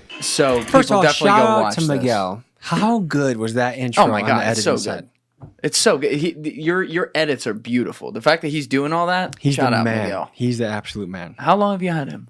A year and a half. He hit me up, and I'm like, "Oh, do you want to cover a gay pride parade?" He's like, "Sure." We drove to Chicago and we did that, and we've been working with each other ever since. Now, did you edit everything yourself before that? I used to, Yeah. and you can tell. I mean, it's not like if you look at the Las Vegas tunnel video, I edited that largely myself. I think almost entirely myself, and you know, it gets the point across. Like I still have the important conversations. I still get to hear the details of what's going on, but it's not like captivating. It's not. It's the bare bones artist- editing. Right. It's that's a real artist rendition there. But he. Oh, this is the one you edited. Oh, just listen to the intro song, old people. In and out of life again. Life again. Would you say it's dangerous? I noticed there's a lot of makeshift weapons around here. It's actually like, I wouldn't believe this if I wasn't living it. Tunnels are different. This is pretty good. I mean, but it's Miguel, not but like, it's like yeah. I mean, it gets the job done. If Miguel and Keegan got, you know, hit by a tornado, I could still put a video out, but it's not going to look nearly as good. People that live there. Some people are on the run. Some people just like to live there and be out of society. Let me just say, I am nervous. I'm a little bit nervous. These are people that anything can go down. There's probably going to be machetes, knives. We're going down to explore. I have some special guests with me today. They're tagged in the description. We're here with Ethan. We're here with Colin. We're here with Lucci. We're here with Tyler. But even that was about a year and a half ago. Like, I feel like we're finally like we could consider ourselves purple belts in the documentary Yeah, I space. agree. Yeah. I think our access to contacts is like a brown or black belt level. But like one thing we're really leveling up on is our voiceovers, our context, our Yes. education. Like one thing we determined just a few weeks ago is even if I'm covering like the craziest Cambodian bloods of Stockton, I don't want to just get that. I want to one make it more well-rounded by having more characters in the story that aren't gangster, but two, I want everyone to walk away with something that they've actually learned that they had no idea before they watched the video. A goal is now to have, I want high school teachers around America to show my videos to their kids. When they're lost, they're out of options. Like, how am I going to teach these kids? They don't want to learn from me. I can't speak their style. Okay, we're going to put on a Tommy G video that teaches them about That's this. awesome. That's one of my goals. That's And pretty anytime high school or college professors or teachers ask me to come speak to their kids, I always do it. So that's a big thing, is reaching the youth. Yeah, I love that. And I think you have to make learning fun. Yes. Right? It should be fun. There's so many Yes. cool things to learn. Yes, and that's like a huge issue they're having at schools now in this era because they can't make, you know, the 9 to 3 day like entertaining for the kids. Well, this is how to do it. But that mayor, back to her. Yeah, let's talk about her. So first of all, how did you, some of this information was like through like FOIA requests? Or? So the trustees that I interview in the video, they're basically like the government people that are supposed to be her checks and balances. She's fired and pissed off so many of these people that they were more than happy to give us, here's the credit card statements, here's the FOIA request. So they gave us a lot of the firepower we needed to put together a compelling story that wasn't just allegedly stuff happening, but here it is on paper. And she walks around with her private police security all the time. She had a guy work 314 hours of overtime in 2 weeks. Yes. He apparently slept 2 hours a day and he got a $13,000 paycheck. Here's the thing about her. I mean, you've met some high-level people, and if they have any security, it's like one guy. Yeah. She's rolling around in a convoy. She has a town of 190,000. She rolls in a convoy of 5 Tahoes that she overpaid by $60K for. Yeah, what's the deal there? I don't know. Maybe there's $153K kickbacks going on. So the Tahoe itself, brand new, $93,000, which in a city where like a third of the residents are in poverty, I don't know if that's the best investment, but she spent 6 of them. But not only that, she leased them at a rate $60,000 over that initial buying price. So wait, explain that. She leased them? Yeah, so she didn't buy them. So on paper, she's going to pay $153,000 for the vehicle once everything's paid out for a $93,000 vehicle. And not even own it. No, so here's more dirt on her. And this is stuff that I just have to say allegedly because I don't have the documents, but I have the stories, we the use anecdotes. the word allegedly a lot yes. in here. Yeah, it helps for legal reasons, you know. Yeah. She does pay for play. So during COVID, you know, there was like $60K awarded to business owners. Maybe 12 different business owners would get $5,000. But to get it from her, hey, Julian, I'll give you the $5,000, but you got to Zelle me $2,500 back. Or hey, there's been a tax, it's some sort of tax credit for development. Hey, developer, we can get you $2 million from TIF money, but you have to wire me back $1 million of it. And if you don't donate to my charity, we're going to take your business license away. So there was multiple bars, restaurants that were out of business because they wouldn't play with her, and she took their business license away. Dr. Scott in that video, she has that strip mall that has the free grocery store. So what she does is a food market, not a food kitchen, like a place to get free food with dignity. So it's like a grocery store. You walk in, I can get the peanut butter, I can get a cereal. Right. All funded through her organization, but she has a lot of empty units in there that were going to help like the overhead was going to help fund the charity. So if she could rent it out to other people, other organizations, she can invest that into free food for the people. She's been blocked from opening it up, all these like bureaucratic reasons that she can't do it, and she's bleeding right now. And I was just on the phone with her because we had an error with the GoFundMe. So there's a GoFundMe, we raised $30,000 for her, and there's 1,200 people so far that have watched that video have donated to it. Some's of $5, some's of $1,000. It's amazing. She on the phone with me and she's like, the money's not hitting my account. I'm like, well, it's not hitting mine. And then like she trusts me, but she's also like, you know, the most viable option probably in her mind is that it's going to me. So I'm like, fuck, like where is it? Turns out I had like an old Huntington bank account that I haven't used in like 2 years that somehow GoFundMe was still attached to, that it was depositing there. So I had to run to Huntington, take that money out, run to my Chase, and then wire it to her. And luckily, she has the first chunk of it, and the another chunk of it's on the way. I have to go back to Huntington, back to Chase. That's scary. Her overhead is like $10K a month at minimum. So we gave her another 3 months of operating room, but she's bleeding because of this mayor. So she was did that the lady who had her car allegedly shot up? No, I believe that was Kiana. Well, I'm forgetting all these trusty names, but right. No, that's in a New York Post article. That lady that got her car shot up, and she's certain it was Mayor Tiffany's goons. I'm not. It wouldn't surprise me one bit. What shocked me is I'm watching this video. I watched it the day it came out, and I'm like, I think it had been out for like 6 hours or something, and I'm thinking to myself, how the FBI's already in town, just on the basis of this video. Hopefully. How are they not knocking on the door already and saying, ma'am, you're under arrest? Yeah. Like, it's so bad. It's so blatant. And I've seen some blatant-ass politicians. We've had Jim DiOrio in here a bunch. He worked in the public corruption unit of FBI at one point in his career. You know, he had some blatant ones. This is the worst I've ever seen. I think to properly cover her, that video is 30 minutes. I think we would have had to have maybe a 5-hour video to properly cover her. I mean, she is outrageous. And that's the thing. There's a common trend in this country. She does it on a local level, but it's happening nationally. There are people calling themselves public servants, and a lot of them are our U.S. representatives that are somehow the best stock traders that have ever walked the planet, yet they have a full-time job as a senator. So we got Nancy Pelosi, we got Tommy Tuberville. Those are some of the best performing guys right now. It's so in our face that they're timing the market. Oh, you just invested $60K in an energy stock? Let me see the commission you sit on. Oh, the energy commission. Like, how are they getting away with it? What's the old George Carlin quote? It's a giant club And and you're you ain't not in in it. That's it, man. Mr. Carlin, good guy. His book is fantastic, by the way. Rest in peace. I never read his book. That's one of the secrets I think to the channel too. We have a lot, like most of the team are readers, so we are constantly. Ever since I was a little kid, I read everything. So everything from biographies, like I would really recommend Teddy Roosevelt, Malcolm X, Benjamin Franklin. Those are probably my 3 favorite biographies. I mean, I just recently read a fantasy novel that my sister recommended, and I was like, "Oh, this is pretty damn good." I think it's The Call of the Wind. Like a sexual fantasy model? Oh, like he was at half-mast when he walked the gain plague.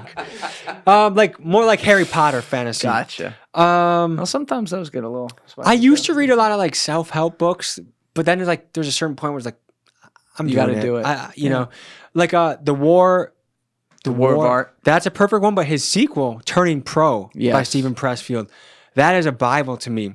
Another thing that, as long as we're talking about this kind of subject, a reoccurring podcast that I listen to at least once a year is the Naval Ravikant episode on Joe Rogan. So good. It is like, it's like there's been times when podcasts like that, especially when I wasn't onto my path so much, I felt like I was in an ocean drowning, and that would be like a buoy that I was just holding on to, and it kept me afloat and kept me excited. So shout out Naval Ravikant and Joe Rogan. And Naval would be a guy that both of them would be people I'd love to meet. But, yeah, Naval is so smart, man.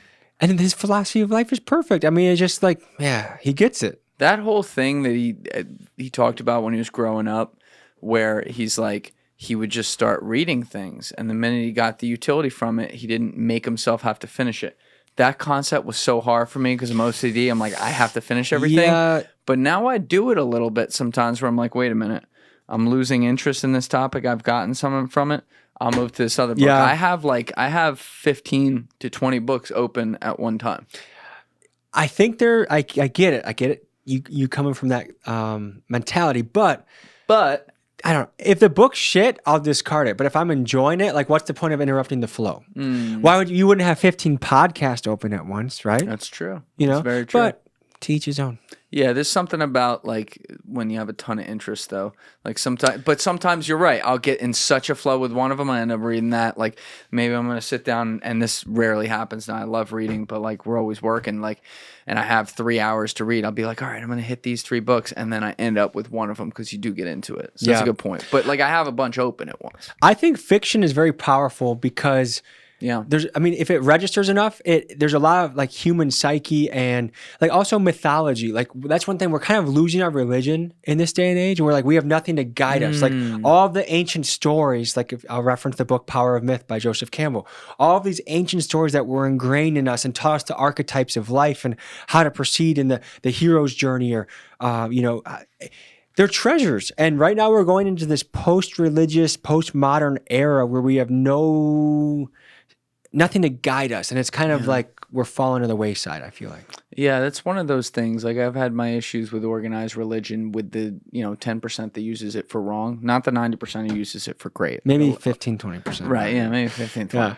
But they tend to take a lot of power over time throughout history, and you can't deny it. Like you look at wars, you look at cycles, it really always comes back to some form of a religious belief. That said, it's very interesting to me that we have lost so much common sense in a time where, yes, maybe we don't have an enemy to unify against, like I mentioned earlier, but also in a time where people have turned very secular.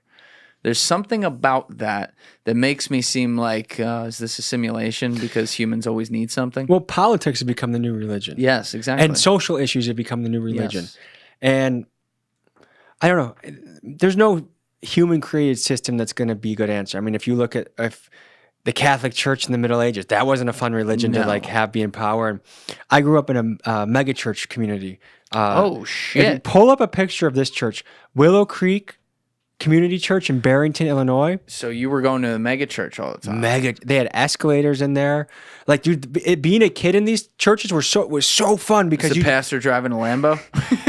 These guys were Dutch, so they were a little bit more frugal, and they hid their money. Yeah. I don't know if Bill Hybels what he did with his money. I think he was rich, but he didn't flaunt it like some. I can't believe people still pay tithe to the guys who are like, God's gonna give me a Mercedes-Benz, and they still put money in the plate.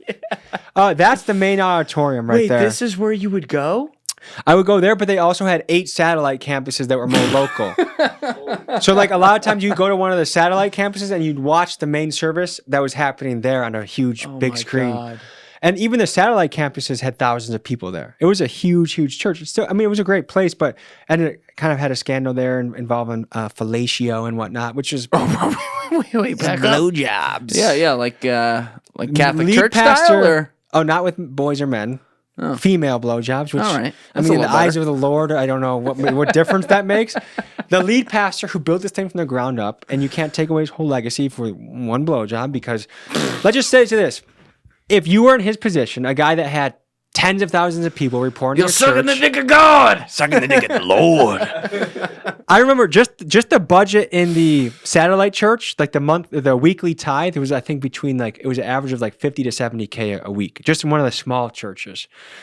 So this guy, and they did an awful lot that was good. But I think if you were this like super like known pastor, basically like a minor celebrity in your circles, and some hot Christian lady's like, oh, I want to read Matthew 2:4 with you in your hotel room. You're like, oh, Matthew 2:4, I like that, And then she starts unzipping your trousers. And then Every the man God is tempted. said, Every man can be tempted. Leslie's over here like, yeah, that's right.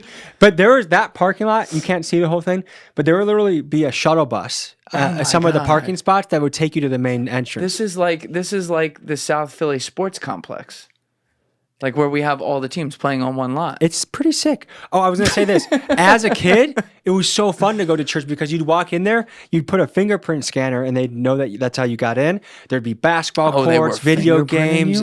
Yeah. Oh, And then they'd be like, Thomas, meet me in the back alley. I know. No, they weren't Catholic. None of that stuff happened. They didn't have any of the boy stuff going on. So it was like non-denominational Christian type deal. Mm-hmm. They made church cool is what they did. Made it like rock band type stuff. They had not skits, like drama and plays. Yeah. They made it as cool as church could be. And you're not religious today though? Mm-mm. When did that turn off for you? Here, I got a couple answers for you. One, the more I read the Bible, the less I like it. Especially the Old Testament. The only thing that keeps me open to Christianity is the New Testament. But the thing that's so frustrating to me is you read the same 4 books that have a little bit of variation in the story, the Gospels, Matthew, Mark, Luke, and John. We're talking about Jesus, who is the most, if the story is true, he's the most important person who have ever lived. Yet here's his life. We have his birth. We have like one story where he goes missing and he's preaching. Then all of a sudden, 12 to 31 or so, off the map. We have no idea how he dealt with puberty, temptation, masturbation, all that. And then he just randomly appears, for his last 2 years of life where he does his ministry.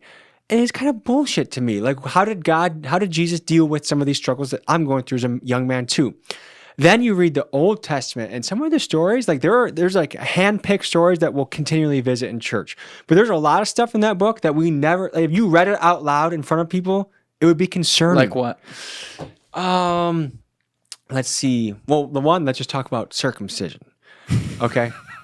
God is saying, for you to show that you're my dude, that you ride with my squad, cut your Bloods, Crips, cut off the skin of your penis, that, by the way, has the most pleasure sensors of any part of your penis. I mean, when Muslim countries do that to girls and they cut off the clit, we find that to be monstrous, yeah, right? It's like, what do we call it? The mutilation? Yeah, we call it mutilation. But tell me this. He created you with that penis to have sex that it obviously feels good. And he says to show belonging, that's what you have to do.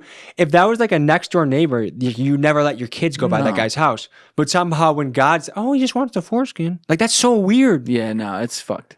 But I don't think any God would have done that. I think that's something like that is made up by some asshole.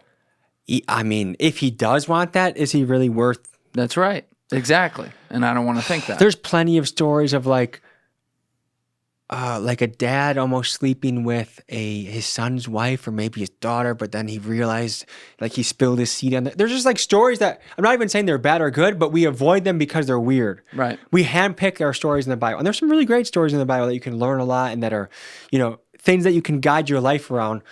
Sure, and that's what people should use the good of things, right? Yeah. Like I think you look at a guy like Jesus, poor carpenter, hung around poor people, didn't wear really nice clothes, didn't ride in on a shining horse. He was a man of everybody, allegedly, gave up his life for everyone. These are great things, but I feel like he was done a disservice as a historical figure by the Catholic Church, which if people out there, and I know when we get into religion, people get real tight, so I'm always really careful about this, but if you actually study the history of the Catholic Church, I'm not just talking the last few years, some priests on little kids' peckers. I'm talking like the actual history of where this started, the Council of Nicaea, the testimony that they deleted from the New Testament, right? There are other gospels. There are other gospels that they just said, no, not that one, including allegedly Mary Magdalene's that may have written a little something about a little Marito right there. Whoa. Yeah. But you look at stuff like that and you're like, what is there even to believe? Because this is just one example, but all written history has some form of human sin put on it, right? Meaning humans who decided, no, we know best, keep this, get rid of that, lie about this, tell the truth about that. And then over time, people are like, well, I guess that's what we got. Yeah. I think that's if I were to go back to college, I would want to learn more about like the because I was just seeing this the other day, like translation from Old English to New English to the New James.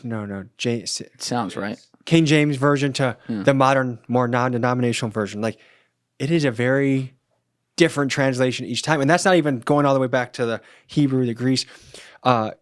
And I don't know, dude. It just, there's something missing. I want to know what the hell the most important man ever to live on earth was doing from 12 to 31. Yes. Is that reasonable? Very reasonable.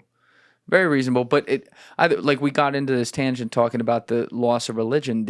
You and I may have grown up in something like I grew up Catholic, you grew up in a megachurch. Are you okay? Or are you still going to therapy? I was never an altar boy. Thank God. Good. But my dad was. Sometimes I want to ask that question. I don't know. I don't know. Father Tom over there. You never know. But either way, like us losing that organization in a way in society now, it does make you wonder, okay, do human beings, like we talked about tribes earlier, do human beings always have to put it somewhere? You said they put it in politics. I agree 100%. You look at people talk about things on social media, look at comment sections when people hear something they disagree with. I could never stand for this. I was watching this podcast and enjoyed it. Not anymore. Not, do better. Right. But sometimes they won't even give you that. They're just like, I'm out. Right? Because I heard one thing I disagree with. And it's like, we live in a world where people come from all different environments, all different countries, all different places, all different problems, all different good things, all different bad things, whatever it is. And there's going to be differences in places. But to another point you made, there is so much more that makes us similar. Like, pull someone who is left of the left and someone of the right off the street and ask them what their biggest problems are. And I guarantee you 3 of their top 5 are going to be very, very similar. Yes. That's who we should pick as the next president. Who is the guy? I don't know if it's RFK. I don't know if he just isn't around yet, but who is the guy that 70% of America can agree on his platform? It's not divisive. It's common sense, good for the people. That's the kind of guy we need.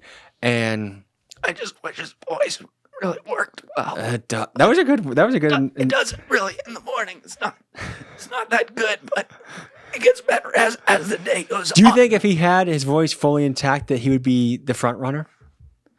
Maybe. That's a tough thing to overcome to become president. That's why when he first said he was going to become candidate, I said he's got no shot, because I look at things like, I do like analyzing some of the politics. I can't stand politics these days, but I like analyzing the behaviors of humans and why we do the things we do. So you're not going to elect a really fat guy. We're still not in a position where, like, maybe if a woman was smoking hot, they'd elect her. And this sounds horrible to say out loud, but it's like, you think she has to be hot? The smallest not margin. too hot, but like 7 out of 10. 7 or 8 out of 10. Right. Not like you can't speak when she's around because that's how hot she is. But like, oh, yeah, she's pretty, but I can talk to her. Good clarification there. But like, I'm not saying I agree with these things. I'm saying the smallest little swing of that middle 5% is what moves an election from a landslide to like tight to a landslide in the other direction.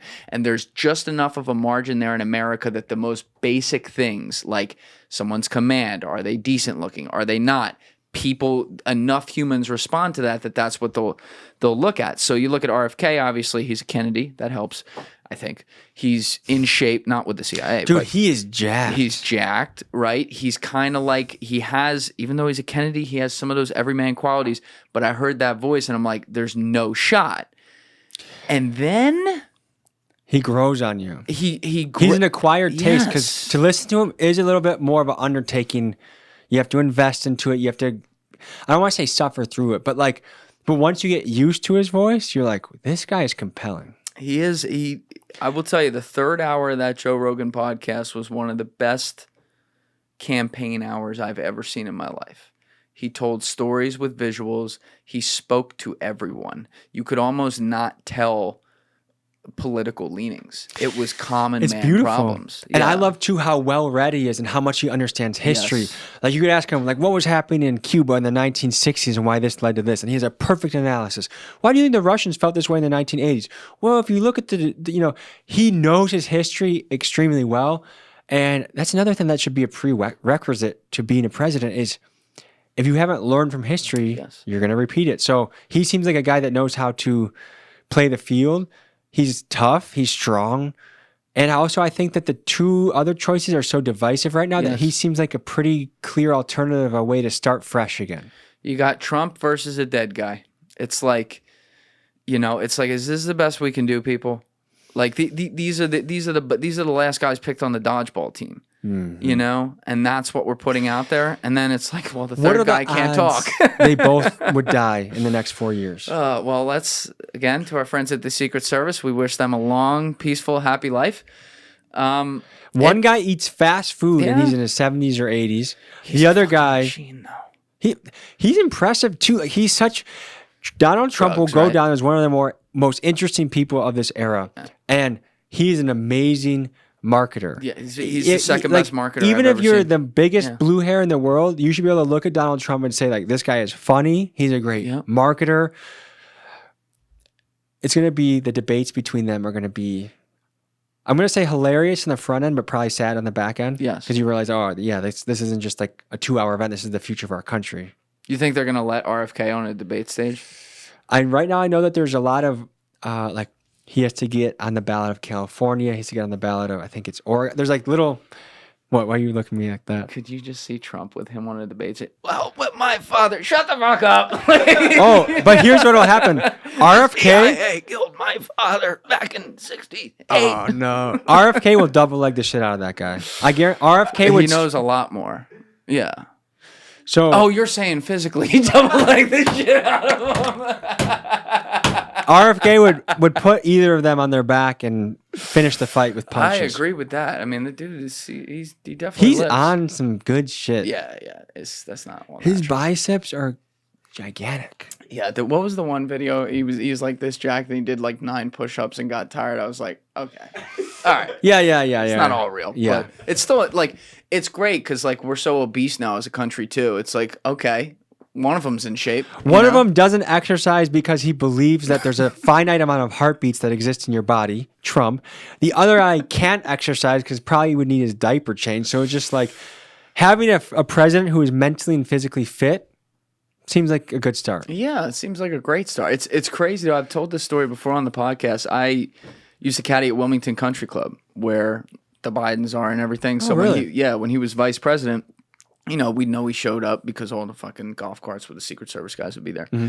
And the last time I was around him, I never caddied for him directly, but I used to caddy for someone very close to him all the time. And the last time I was around him was towards the end of the summer, 2014. Okay. I'm down on the practice tee with the guy I'm going to caddy for. I had seen the carts, so I knew he had to be there. And suddenly I hear someone coming down, like there's a ton of guys on a Saturday morning on the tee, busting balls. Like, hey, Jim, how are you? Bill, what's going on? How's it hanging? The old boys club. Oh, my God, like shit like that. And I'm like, oh, that's the vice president. Gets up, starts striping it. 250, 250. Hey, He's got a good Bill! swing. At the time he did, right? Like Good he was for him, dude. But I'm looking at him, I'm like, isn't this motherfucker old? Like he was like 70, 71, but he's like a little jacked, whatever. I'm like, damn, he might be able to like run for president. And then the next time I like saw him, I guess, because he didn't run obviously in 2016, was when he came out on the stump speech to open up March 2019, which is less than 5 years later. Okay. And I'm like, this motherfucker must have had like 4 brain aneurysms. I mean, he couldn't, even at the beginning, he couldn't finish a sentence, and he was like this frail old man. But they forced him on us. How are they keeping him going? Drugs. Do you think it definitely revealed, like, we've always, like, even at the most basic level, like, even if this is your first puff of weed, you're like, the Illuminati run shit, man. Like, it's the puppet government. It's now confirmed. The fact that things are still happening and he's the figurehead, like, it's for sure there's someone pulling the strings. I don't think he has any power. I think the president, and we're having this conversation about president because it is important and it is the symbol of our country and stuff, and I'm not going to take that away, but like they're not, the bureaucracy of the government is what runs things. And a guy, by the way, that they appoint as president, the chairman of the Fed is the most powerful person in the country. That's who Jerome Powell? Yeah. At this time it is. Yeah. You know, so you start to think about it and you're like, well, how much control do we even have on stuff? Like, what is it? So going back to one of the first things we talked about, you can't boil the whole ocean, but you can boil your pot. That's right. So we can kick and scream and be frustrated, and we should be frustrated. We want America to be a great place, and we have people that are interested in themselves and their stock portfolio. But what can we really do? We're like horse blinders. I had a wrestling coach, one of my favorite wrestling coaches ever, Gus Silva. Be like, you're like a horse running its race. You have to keep your head down in your lane. If you're swimming, you look to the other lane, you lose. Because you're gonna the time it takes to adjust back into course, right. You're gonna lose. So I don't know. You have to like figure out whether you keep your head in the sand and you're uninformed, which is a sin in some ways, or you keep on your path. And so I don't know. I don't know what the answer is, but if you find your mission, I would just say stay on your mission. And I'm on my mission right now. I'm ready to rumble, dude. Are you looking at doing any, I mean, we're in an election year now. There's all kinds of social backlash that comes from stuff like that. Are you looking at doing some content somehow themed around that? I'm currently trying to get into RFK's team, or not into his team, but like pitching, filming with him. I have a lady on the inside that's helping with that, and it's we're having minimal coverage right now. The RNC is going to be in Milwaukee, and I'm the biggest content creator in Milwaukee. That's cool. Mr. Trump. Interested to talk to you. And hell, I voted independent every single time I've ever voted. So Biden, if you have the cojones, if your team has the cojones to let me in for 24 hours to talk to you, happy to. Oh, he wants 24 hours. Let's just say 3 hours, 2 hours. But they only put him in highly manufactured, controlled situations. If they want to prove that myth wrong, invite me in. But otherwise, So Biden would for sure be a no. Trump, I think, is a decent possibility. And RFK, I know the team is interested, but right now, when you have, they had an inbound lead of like 2,500 leads of people that are podcast shows. That's right. There's some high-powered podcasts that he can go on, and long form is probably the best for him. So, and also my brand's a little riskier than a podcast, just because you see some of my stuff talking to pimps and prostitutes. Like, I can see why I might not crack the top 20 on their list, but I would implore him and his team. Let's have a good time. I think you should do it. I would love to. I think you would be great for him. I'm waiting for the call. That's the thing that I've noticed about his ability in media and in communication, more importantly, during his campaign. He's so willing to kind of color outside the lines. Like there's no real, I think that's something Trump actually kind of did. Yeah. Enabled a guy like this to be like, well, can't get weirder than that. Yeah, so the blueprint's been thrown off the desk, and now we're rewriting it. Yeah, so I would love to see him do that. But like, what would you do with him? Oh, I would love to do a day in the life. But what would be an optimal video, I think, to do with RFK? Wake up, do a workout with him. I want to get a pump with him. Ask him questions while we're getting a pump. I want to see, how does he interact with his family? How does he interact with people on his team? Just follow him around. Whatever I'm allowed to be with. It would be fun to visit an area that we can talk about. So whether we're walking through an area and we're like talking about the housing crisis, or whether we're walking through Skid Row and talking about the homeless issue, I think with his security team, it'd be hard to go to like Oakland or Skid Row or like a high risk situation. But he's actually he's announcing his VP in Oakland, California. Yes, I saw that. So there's a couple guys in Oakland that his team is like, hey, you through me get some tickets to these guys. I'm like, there's this guy, Mr. Doodat, that Mr. Doodat? Doodat, like he do that. You know what I mean? Oh, he do. I got it. He do that. Smart. So he took us around the Tenderloin in San Francisco. The what? The Tenderloin is like the human poo capital of America. Oh, tell me If you about enjoy this. stepping in feces or smoking fentanyl, boy, do I have a brochure Didn't for they you. clean this up for President Xi? Yes, they. That's the week. That was the week I was there too. Oh, you lost your content. Yes, but it was still nuts. It was even with the cleanup act. It was still like. Do you have a video on this? It's coming out. Well, we have a fentanyl video dropping on Tuesday. That will have a piece of our Tenderloin video in, and then 2 or 3 months later, we'll drop our Tenderloin video too. Okay, so what did you do there, other than like step and shit? I followed around some fentanyl dealers. I went to see like the homeless camp areas. I talked to business owners that had, homeless people breaking in, shitting outside their door. I avoided poop. Oh, God. I saw people smoking fentanyl in broad daylight. I saw nonprofits handing out fentanyl pipes. Everything but the fentanyl they give to you. Wait. Nonprofits were handing out fentanyl. What kind of nonprofits? All sorts of taxpayer-funded San Francisco nonprofits are handing out tinfoil, pipes, clean needles, all that. But here's the argument. They have free condoms at college, right? The argument is people are going to have sex anyways. People are going to take drugs anyways. We might as well reduce the disease. So like I think there's a study out of Montreal maybe where it's like when they hand out the needles that HIV and things like that go down 35%. They're going to do it anyways. Might as well do it safely. So part of me sees it. The other part of me is like taxes are too goddamn high for me to be funding your fentanyl pipe, buddy. Yeah. It's a strange thing to think about too, because fentanyl's literally you can do whatever the smallest dose of it is and die. Once you're uninitiated to it, but once you get, into it, then your tolerance goes up. The video we're putting out on Tuesday, we were in a fentanyl dealer's apartment where he sells it all over the country. You want it in New York, he'll sell you 5,000 pills in the mail. 5,000 pills in the mail. 10,000 in Chicago, 5,000 in New York. Whoever wants it, he uses the U.S. Postal Service to get it to you. And then we went to a sketchy motel where fentanyl dealers were. One of the guys in that video is now going to do 15 years because he went on a high-speed police chase where after I think he took the cop's tasered him, stole the police car, got away. That was a little scary interview to do. We were in just like the sketchiest motel you can think of. Wait, was he on the run for that? Not yet. He'd done that after we interviewed him. Oh, we have a lot of interviews where like afterwards we they leave. Get arrested? Like a video in Chicago we did. This guy did 3 homicides. Oh my God. But he's still rapping. He's still out in the street. I think the bail laws are really great for if you like to do that. The white boy after the St. Louis. We have tons of these guys that like you find out like 2 months later, like, holy shit. Like, I don't like to research people a lot because I like to go in there fresh. Like, hey, the main contact in the Phoenix Hood video, when he was 15, he robbed like 9 or 10 people at gunpoint, mostly drug dealers. Stole their stash. Yeah. And then that was he sent me a SoundCloud link of like an intro track. It was like the news being like 15-year-old man in Phoenix, Arizona, like armed robbery, 9 people. And then he's like, yeah. And then that was me. Yeah, that was me. And then he goes into the song. So he's another one who reached out to you direct. We worked with him when we went to Arizona. Yeah, he reached. I have guys like that. Here's my issue. I can talk to any crime sort of thing that you can find. Like, hey, I need a trap house to go into in Chicago. I'll probably get 15 DMs, 20 DMs. If I say, hey, I want to talk to a doctor about schizophrenia, they'll be like, oh, can't do it. Can't talk. Like anyone that's buttoned up, I have a very hard time speaking to because they're afraid of the brand. But anyone that's like in the trenches in the mix. They're afraid of what you put out. I had a doctor in Milwaukee reach out after I said looking for people connected to schizophrenia. He ran programming in Milwaukee about schizophrenia. I'd love to do it. I love your work. I'm just going to ask my supervisor if that's okay. But I'm the head of it. It should be good.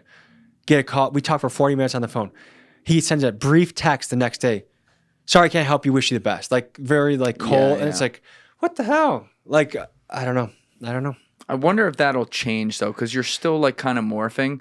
Like you're like 2 years into doing the journalism route. Yeah. It literally started with pranks. It gets to some of the most salacious stuff. We've talked about some of it today, obviously. But now, like, I feel like these two recent videos in particularly, where you go to the mayor, which is a follow the money political. We're starting to level up. Right. We're starting to get more sophisticated, more well-rounded.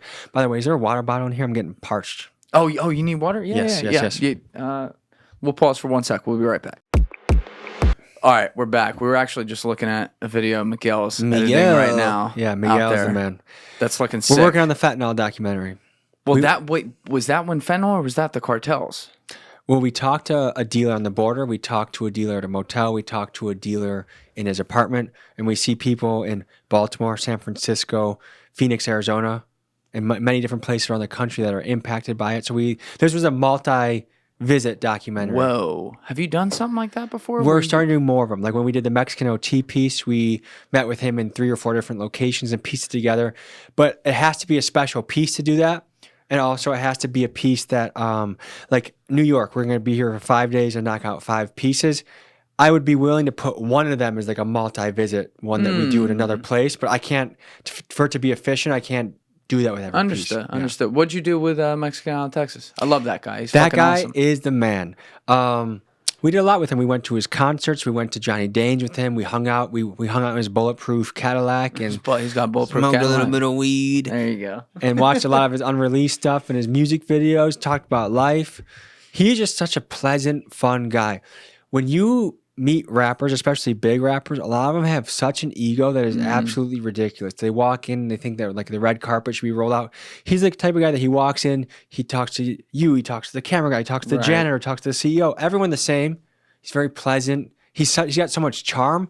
He was like raised in like a junkyard dog type of environment. Like he was like 9 years old running the streets, but he also has that like southern charm to him where he makes you feel warm and welcome, and he's happy and he's funny, and he's a guy that I just am betting on big because people want to be around him. There's a lot of rappers that are so low energy and boring. Like in their song, it's like, I murdered this guy, and they're so like at it. But when you talk to them in person, they're like, yee and shit. And that's the only thing they know how to say. Right. And so Mexican OT is the man. How'd you get connected with him again? My friend Brandon Buckingham, I worked with him. My friend Mike at the closet, he has a fashion brand that is upstairs from Johnny Dane, knows him and helped connect the dots. So contacts are literally the most important part of what we do. Without good contacts, we don't have videos. And you built a big Rolodex pretty quickly, too. My cell phone is a pretty fun place to look through. Who are some, I mean, you mentioned Brandon Buckingham. Have you done some collab work with him? What'd you guys do? And actually, he's going to be at my Airbnb for the next few days. He's also in New York working on separate ideas. Maybe something will overlap and we'll do it. But he's just a good friend. I've had him at my house. I've been at his house before. But what did we collab on? We collabed on a DC homeless video. We went to the craziest hood you've never heard of. That's what we called the video. It was Suitland. I think out in Maryland, this rapper, Big Flock, took us around his area. We've done, back in the prank days, we did hella sus songs in O Block. So we visited O Block and did homo rapping. Videos. Yeah. That was really fun. Yeah. That was a really fun era. Sus rapping I miss. It was so fun to like go as this character. Like I go into places like I'm a hardcore gangster rapper.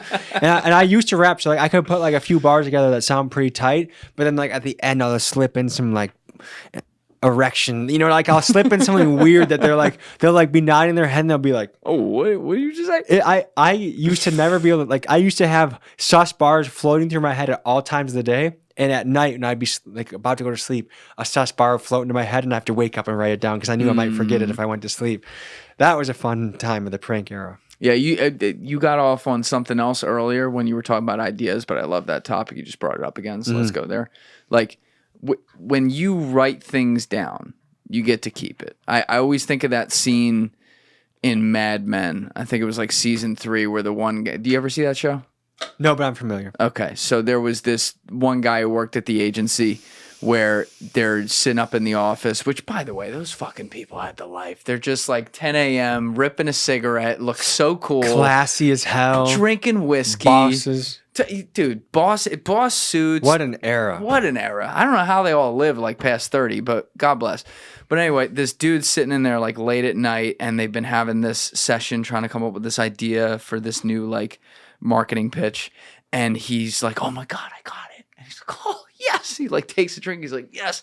Lays back and falls asleep. And the next morning, he's like, I had an amazing idea, but I can't remember it. And that taught me such a lesson. So I mean, my notes app, I don't know about you, and my voice recording is loaded up. I have with text messages to myself too. I put me as a contact. Now, yes. For a long time, I had a list called ideas that could change my life, and the Kia Boy Kia Boy idea was on. That's what you called it. Ideas that could change my life. List of ideas that could change my life. What a name! And you should have a list like that. It doesn't matter what field you're in. If you're an entrepreneur or going out for yourself, you should have something like that. And I have a spreadsheet. I have Google Docs. I have endless. I don't think I'll live long enough to do all the ideas I want to do. But like, if you aren't generating your own steam, your own ideas, how do you have passion for what you're doing? You don't. But you mentioned like you'll go on walks with your dogs and stuff. Are there other things you do? Shout out my dog Frank, dude. My long walks. He's one of my best friends on earth. My dog Frank. That's cool. I take him into the woods. Usually it's me, my wife, and him. But ever since we had a baby, it's either I stay home and watch Ben, and my wife goes out and walks Frank, or vice versa. But take Frank off into the woods, and the best we have a trail within 5 minutes of our house. Even though we're in the city, you go along the river, and there's this beautiful trail. And I'll take Frank off the harness, so he's free. And like we'll go on little missions together. Like we're jumping over logs, we're running around. We might run up a hill. I'll do hill workouts with him. I don't know why I'm going off on a tangent about how much I love my dog, but no, it's great. That's what I wanted to say at the moment. I love dogs, but like I was getting into it because like that's a place you think in flow state. Are there other ways you can hack that flow state? I used to, so light jogging, not at a pace that's too high, but light jogging where you're steadily going along. I used to do a lot of lawn mowing. I used to do that as a business when I was in 8th grade. I went door to door and I did lawn mowing for many years. That when you're just doing the lines, the diagonal lines, the horizontal lines, ideas come into your head then. Listening to music. Sometimes I don't like getting super high, but I'm like a 1 or 2 puff guy. Maybe I'll stretch. A little sativa? I'm not even that technical about it. There's these joints called dog walkers. Man. There's these little Illinois dispensaries. They're little joints because I've never been a guy that can like rip 16 bong rips and I feel okay. I feel like I need this to end. Yeah. But if I take a couple puffs, I'll edit or I'll go for a jog or I'll play with my dog and I feel good. And so sometimes ideas will float in that way. Car rides, if I'm listening to music and I'm just driving and I'm focused on the road, idea will come in, or I need to call this guy. I'm a big phone call guy. That's the other thing. Like, yes, sometimes I need to cut it out a little bit, but like I am constantly on the phone with contacts, creators, friends. Boom, just like that's a lot. That's a big part of my job. I think that's something I find over time. A lot of us guys who are creating stuff have in common. We like to talk on the phone. We like to because you're running ideas by people all the time, or you're asking for feedback, right? You need. That's where you get collaboration. Phone's been around forever. You can get access to anyone, anywhere they are, and you can talk things over. That's where I work out. My job here is to communicate, right? Like conversation flow or whatever. That's where I work out my material unknowingly. Yeah. When I'm on long calls with people, and I'll see what kind of flows hit them to come up with better ideas, and then it just kind of builds into my conversation over time. I don't know what I'd do without it. And in our field, well, especially in the world I'm in with documentaries, there's not a ton of people doing it. So it's like being able to call Brandon Buckingham or Andrew Callahan or other guys on the YouTube space, like Jordan Welch always has very wise advice. He's in the financial space on YouTube. It's nice to have other guys that are going through some similar things that it's like, what do you do in this situation? Or, hey, I think I'm going to launch this. What do you think about my rollout? So I'm always an alliance guy.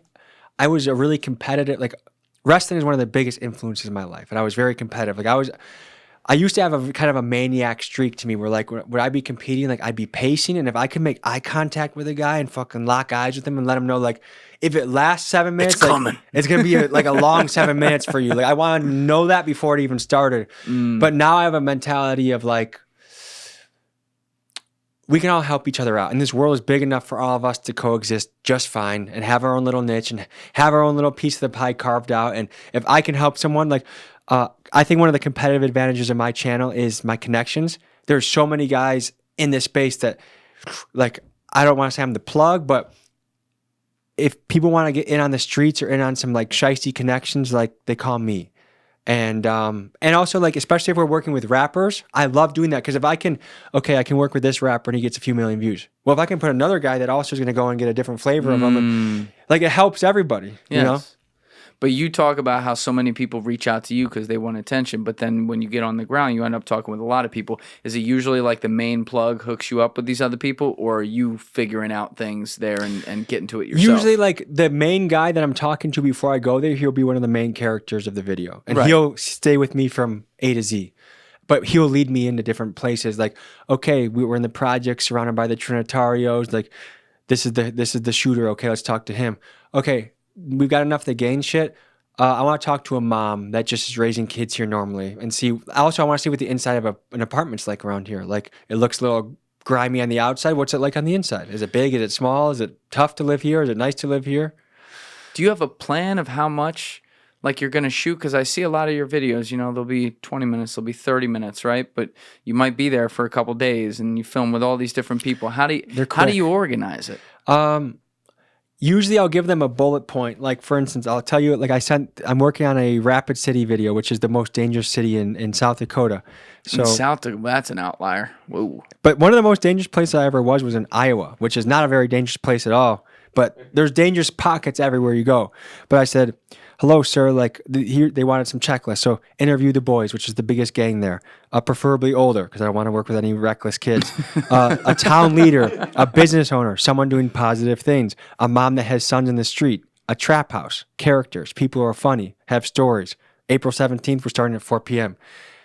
And then from there, we just go where they take us. And then I always have a feeling of like, I've done shoots that get 2 million views that we were there for 45 minutes, like the little Crips video in Fort Lauderdale, they call it. Fort Lauderdale instead of Fort Lauderdale. Yeah. They used to call it Fort Lickerdale. You ever hear that one? Oh, I'm sure that they've done that too. Maybe Fort Leandale and Fort Weeddale, you know. But I like movement, and now like we're good at getting into the trenches, but now I want to color in the lines outside of that too. Like I want to get the kid that loves science class that lives in the projects. Like, what does he think about all of this stuff? You know, what is the grandpa that used to have the factory job that now sees his grandson running the streets? What does he think about that? If we can bump into a police officer, what does he think about patrolling this area? So I just want to like give it more depth, and also voiceovers can help with that.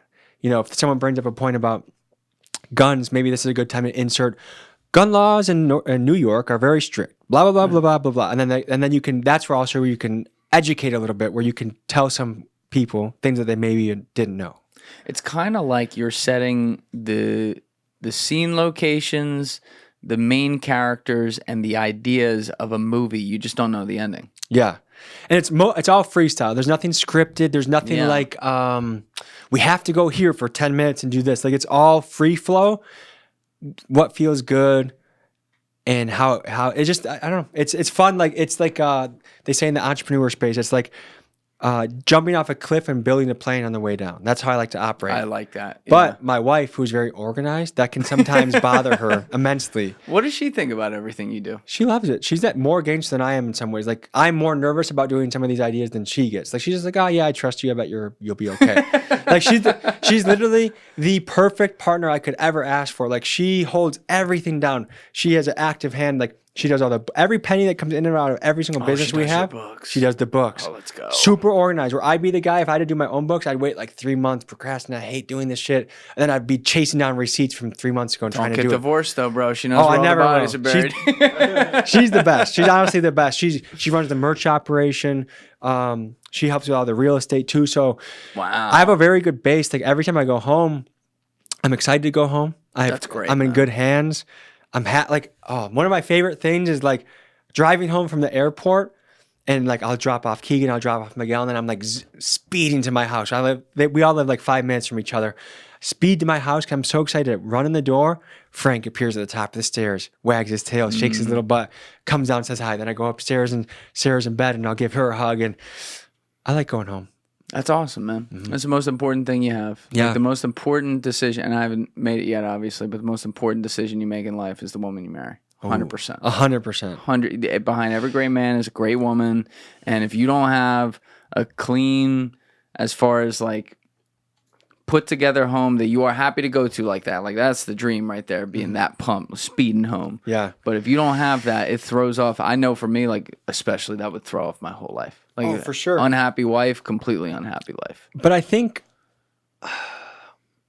you got to find someone that, this is going to be obvious, but like rolls in the same rhythm you do. Like, for instance, like our priorities is not about flexing. It's not about acquiring. It's not about the Mercedes. It's about like when you describe like what our fun things are to do, it's like we like walking Frank. Yes. We like putting a record on and dancing with the baby. We like cooking together. Let's have cheeseburgers. Like I think we have a very simple life, simple taste in a lot. It's beautiful. Like it's never like, yeah, there's things that we want to shoot for. Like, okay, like would we like to travel to Greece one day or Italy one day? Of course. Like we want to do nice things but like our joy comes in a lot of very little things. Like let's play cribbage together. It's a Midwest little game. A what? A cribbage. Have you ever seen a cribbage board before? No. Her family brought that into me. It's like a little Can we board. Google that? Yeah, yeah. Cribbage board? You have these little pegs and you have all these little holes and it's a kind of a card game and little things like that. That's to me like I like that. That's fun. Awesome. We go to bed. We both have a book. We read until our eyes get blurry. Close off the light. I don't think I've ever seen that before. It's a very Midwestern thing. I've never been west of Pennsylvania, so. Oh, wow. Yeah, I've been all up and down the East Coast, all over Europe, never west of Pennsylvania. I went to Alaska when I was 4. That doesn't count. Alaska's a very beautiful place. Yeah, but I barely remember it. I was like, 4. Shout out to the Hoffman clan for bringing that game into my life, by the way. Pretty cool. But what you described there, I'm very much with you. I don't understand. You know, we live in this flex culture now with social media and all that. You know, I'll wear shoes from 2011 if I like them. Who cares? You know what I mean? That's what I'm just such a simple guy with that stuff. All my money goes right back into this business right here. We want the studio to look good, right? Yeah. Like you want your stuff to look good. It looks fucking great. But, you know, it's refreshing to hear someone that has such a high-paced life like you do in this game of attention, which is what we're in, right?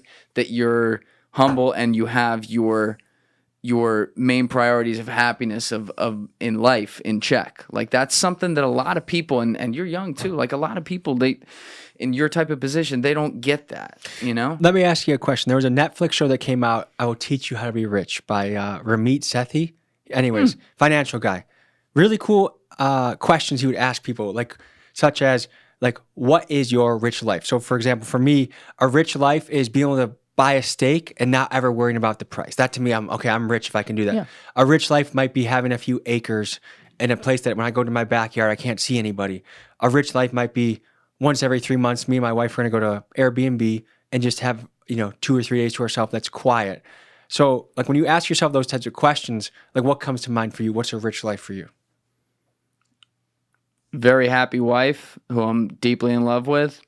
Great kids. Not having to worry about an out to dinner bill right on line with that steak point. Were you ever like frugal where it was like eating out would be like painful to you? Oh yeah, man. I know. Listen, this podcast, and this always has to be said, this podcast never happens without my parents. For the first 3.5 years, I had a studio that I built in my dad's back room, rent free. Yeah. So it never happens without them. Yeah. But in that moment where I had that privilege to be able to do that, I had nothing. Yeah. I mean, he saw me. I shit in a hat, basically. Like I had nothing, and I've lived it. We just crossed a little bit ago the 4-year mark of me working 7 days a week doing this, to the point that he's given me an intervention that I didn't need, saying like, "Dude, you're gonna break down. Like this is a problem." But you're obsessed. I'm obsessed with getting it to a point where I can have those simple things. What I am not the best at, and I'm not that upset that I'm not the best at that. The best at this is maximizing my money or anything like that. I don't respond to money. I never had money in my life. My previous career that I thought I was going to do forever, it was the kind of job you come out of college, you go into this part of Wall Street I was on. You were in Wall Street. I worked on Wall Street. I know how hard that is to believe, but it's true. You come out of college, you work for 3-4 years like a dog, 4 or 5 years, you make no money. You live paycheck to paycheck. If you do a great job and you're with the right people, then you get the offer. I was with the right people. I loved my boss to death. I hated the work we did. I mean, picture me in a fucking suit doing numbers. What kind of week? 80, 90-hour weeks? No, it was different because I worked on the private banking side, which was a lot of relationship building too. So I'm out in the city with people. So it wasn't like going to dinners, lunches. Right. Which is, that it sounds nice on the surface level, but that's an annoying, like, I don't know about you, but I cannot eat restaurant food often or I feel terrible. That's what I'm saying, dude. Like, it's the kind of lifestyle. I would work out 2 times a day, to make sure I was in shape and everything. So I was in great shape. But like, I hated the work, loved the community aspect of it, loved my boss. My boss offers me a contract. I'll never say how much it was, but I'll just say I would have been a wealthy man to take it. I looked at him. I said no. And I went and moved into my parents' house and I started a fucking podcast, which is the dumbest thing you could do. But I don't respond to money. That said, I don't want to be poor. I don't want to be destitute in my life. I want to make sure that like I'm taking care of financially independent. Correct. Not flexing, not balling, but like you answer to yourself and you do the things you want to do. That's a rich life. That's a rich life, man. But the more important things are the people you have around you in that life. If you have that financial independent life and your wife's a bitch and you don't have kids or something like that, that doesn't work, man. And living a life that you get to tell stories. That's a very valuable thing too. Absolutely. Oh, I was, interviewing this guy from the CIA, Andrew, whatever, Bustamante. That's a cool thing to be able to tell your friends, your kids.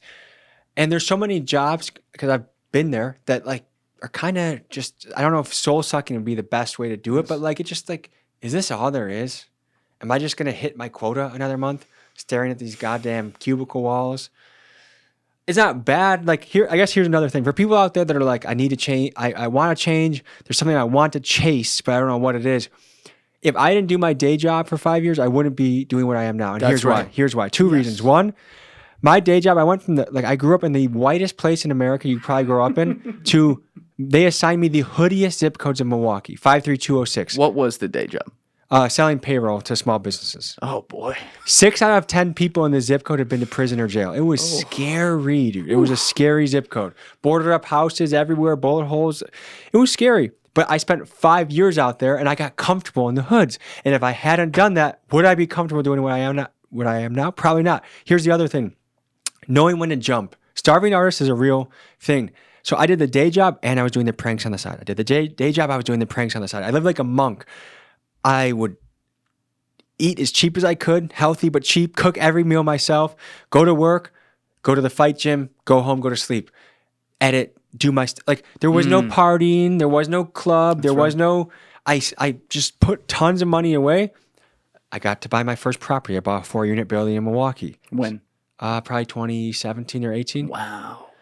Young. Guess how much a 4-unit went for this time in Milwaukee? Mm-hmm. My guess would be horrible. I have no idea. I want to hear your horrible guess. A 4-unit building. 4-unit building, 2 bedrooms in each unit. Brick. 120? 157. That wasn't bad. Pretty good Not far guess. off. Yeah. Okay. But momentum takes a time to build. So I didn't buy my next property until like another 2 years after that. I ended up buying a duplex. I had no idea what I was doing. Now, when I buy properties, I buy single families and I buy vacant. So I can do the work on them. They're nice. And I can pick who moves in. Before I would just buy and it was some like slumlord bullshit that I have to like try and fix while someone's living in there. And by the way, the person living there upstairs has a squatter upstairs in the attic. Downstairs, her son's a Kia boy and there's drive-by shootings happening at the house. And I have to go visit and try and figure out what the hell is going on and get people out of there. So I learned a lot in that business. But then momentum builds. And now it's like, I could buy a house frequently and I can keep buying them and I can build a portfolio up to where I want it to be. And I will always be independent. So even if YouTube assassinates me, which I doubt they will, we work great together. We love I love YouTube. Them. But if they do, I'm not going back to the day job. I'm going to be self-sustaining. Yeah. So it's never about like, oh, I need the purple Lamborghini with the plush sheets. I just want to buy a ribeye steak occasionally when I want to, treat my wife to an Airbnb, and walk my dog whenever the hell I want. It sounds like from the start you had a plan. But I had an escape plan from the beginning of joining corporate America. Before you explain that, I love your point about how those years molded you, prepared you to do this now. Yeah. I don't need to get into mine. I agree 100% from what I did just from relationship Now building. your relationship building just in another sphere. So those 100%. skills, if you're doing something and you have to be there, you might as well apply yourself. That's I think right. It's just sad to watch someone do something and they don't apply themselves. And I get sometimes if it's something you don't like, you have to like bully yourself into it. I had to do that a lot. And I'm going to do 30 cold calls. I just like put a timer on my phone. I have a check mark. Hey, Mrs. So-and-so, like you just do it, and there's times you don't want to, but then I'm there. I might as well apply myself. I might as well learn something. I might as well make some money. But you had that escape plan from the beginning. You're like, no way in hell. You're 22, you coming out of college, and you take this job going door to door doing payroll, and you're like, no way in hell, X number of years from now, am I ever going to be doing this fucking job?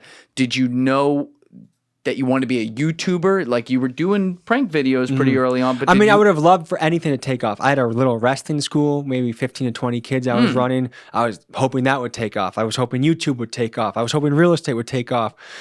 I was just hedging my bets and then ready to jump when the time came. And in fact, I didn't have the balls to make the jump myself. I got fired from another corporate job. That was even more corporate than the payroll job. I had a job. I got a job where I was supposed to be calling on Fortune 500 CEOs and C-suite executives about designing things that would help improve, marginally improve outcomes in their business. Oh, so this is a different job from payroll. Yes, so different you bounced job. to a different one. Got a new one, little pay upgrade, but it was even more miserable. I had so many stupid meetings in that company. Like, I had a boss, nice guy.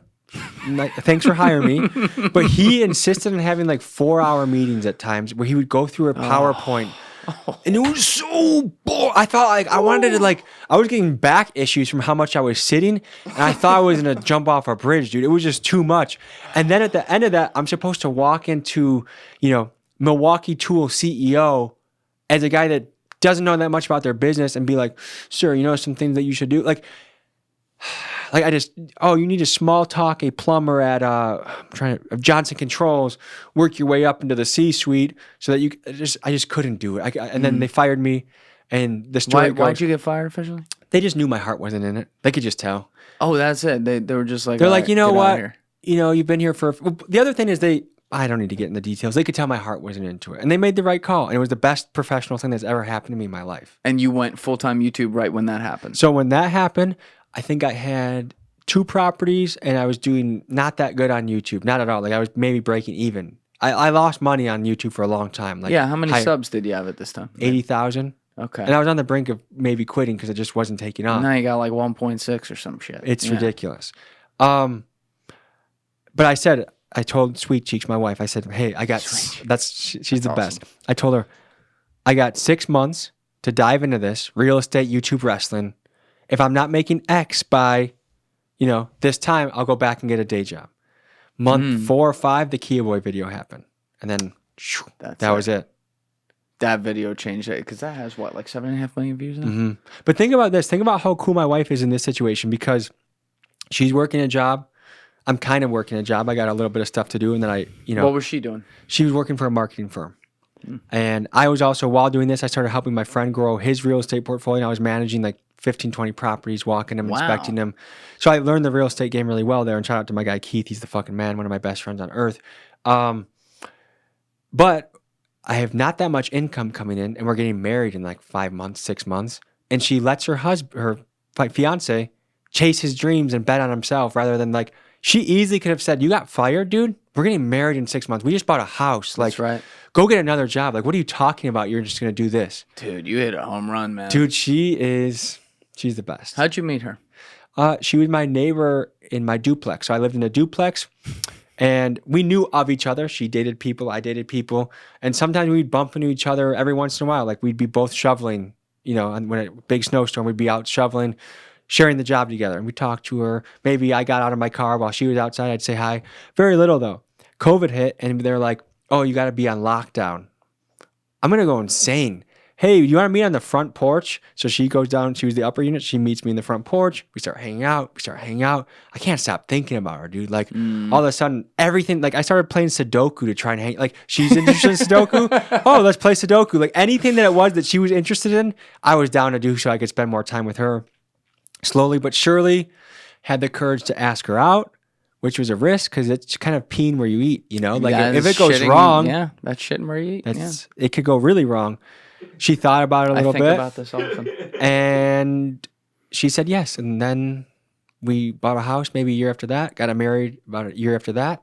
That's beautiful, man. And life is good. Yeah, like I said, the way you're laying this out, it's such a perfect setup for you. And what I like is, you know, you always wish when you see people doing things, whether it's any kind of artist, right? Whether it be a YouTuber, a musician you fuck with, an actor you like, whatever.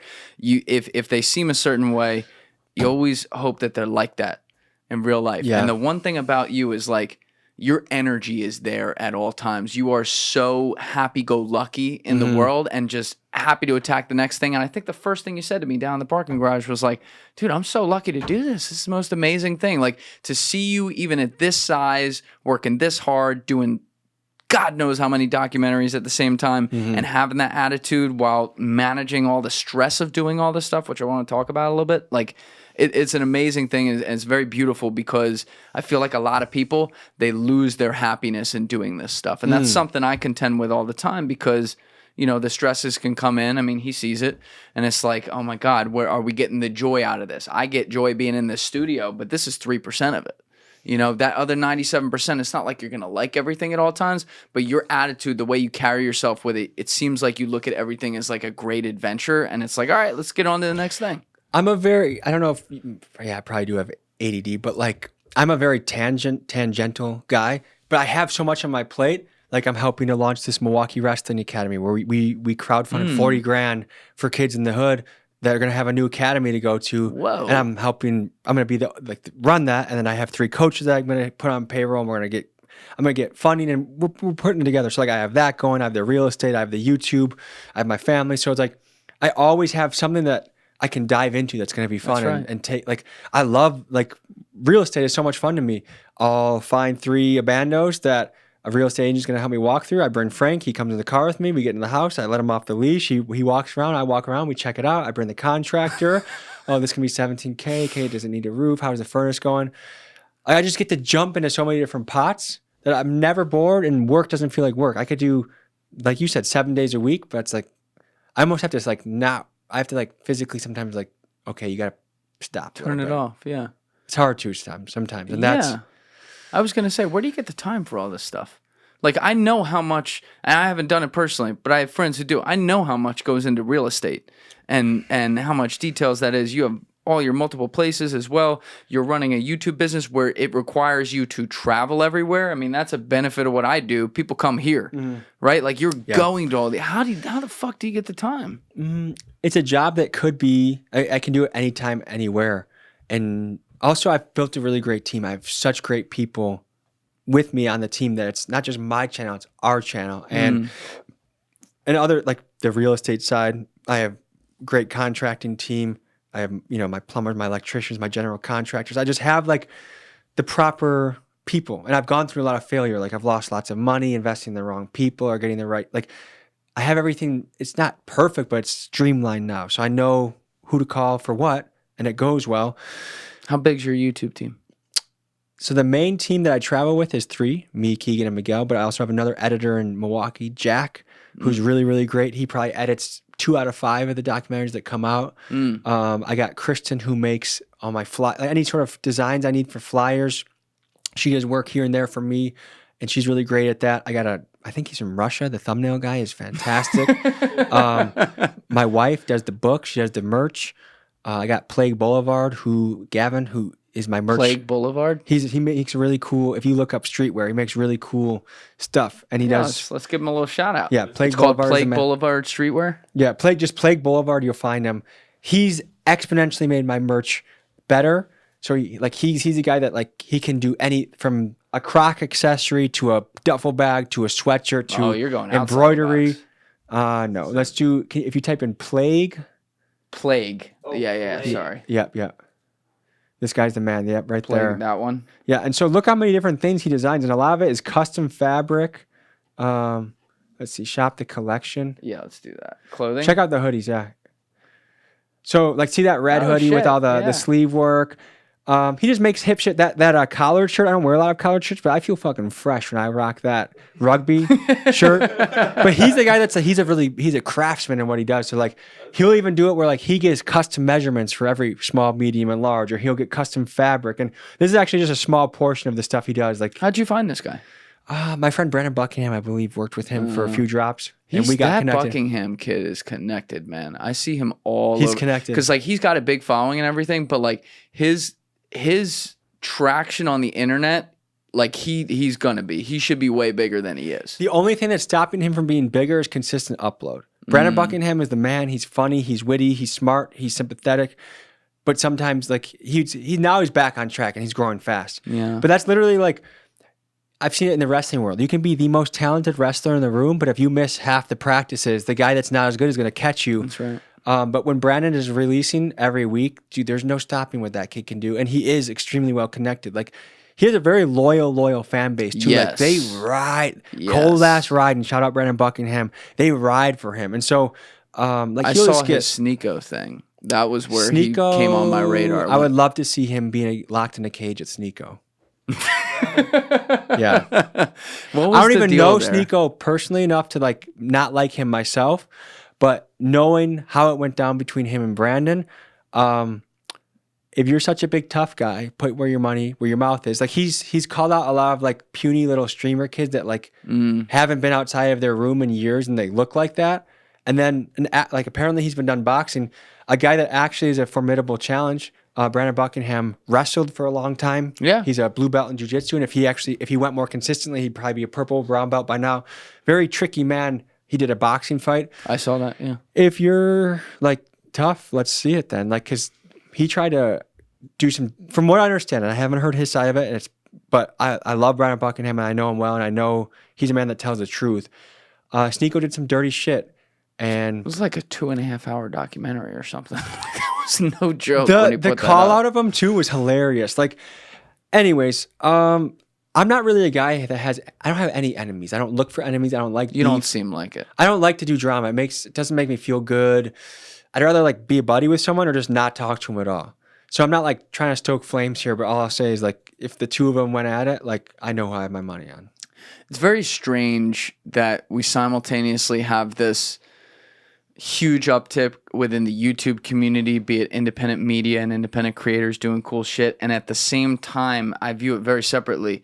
We have this uptick in the streamer community, which is something I know so little about, but it's like... Have you watched many streamers? No. Like I've watched videos of them on YouTube. I don't get it either. There's two guys I really love. There's this guy, Agent Zero and Ghost. And they have very good breakdowns. 99% of streamers I watch that I've ever seen is like, yo, W chat, chat, I'm going to drink some coffee, chat. Do you hear about Kim Kardashian, chat?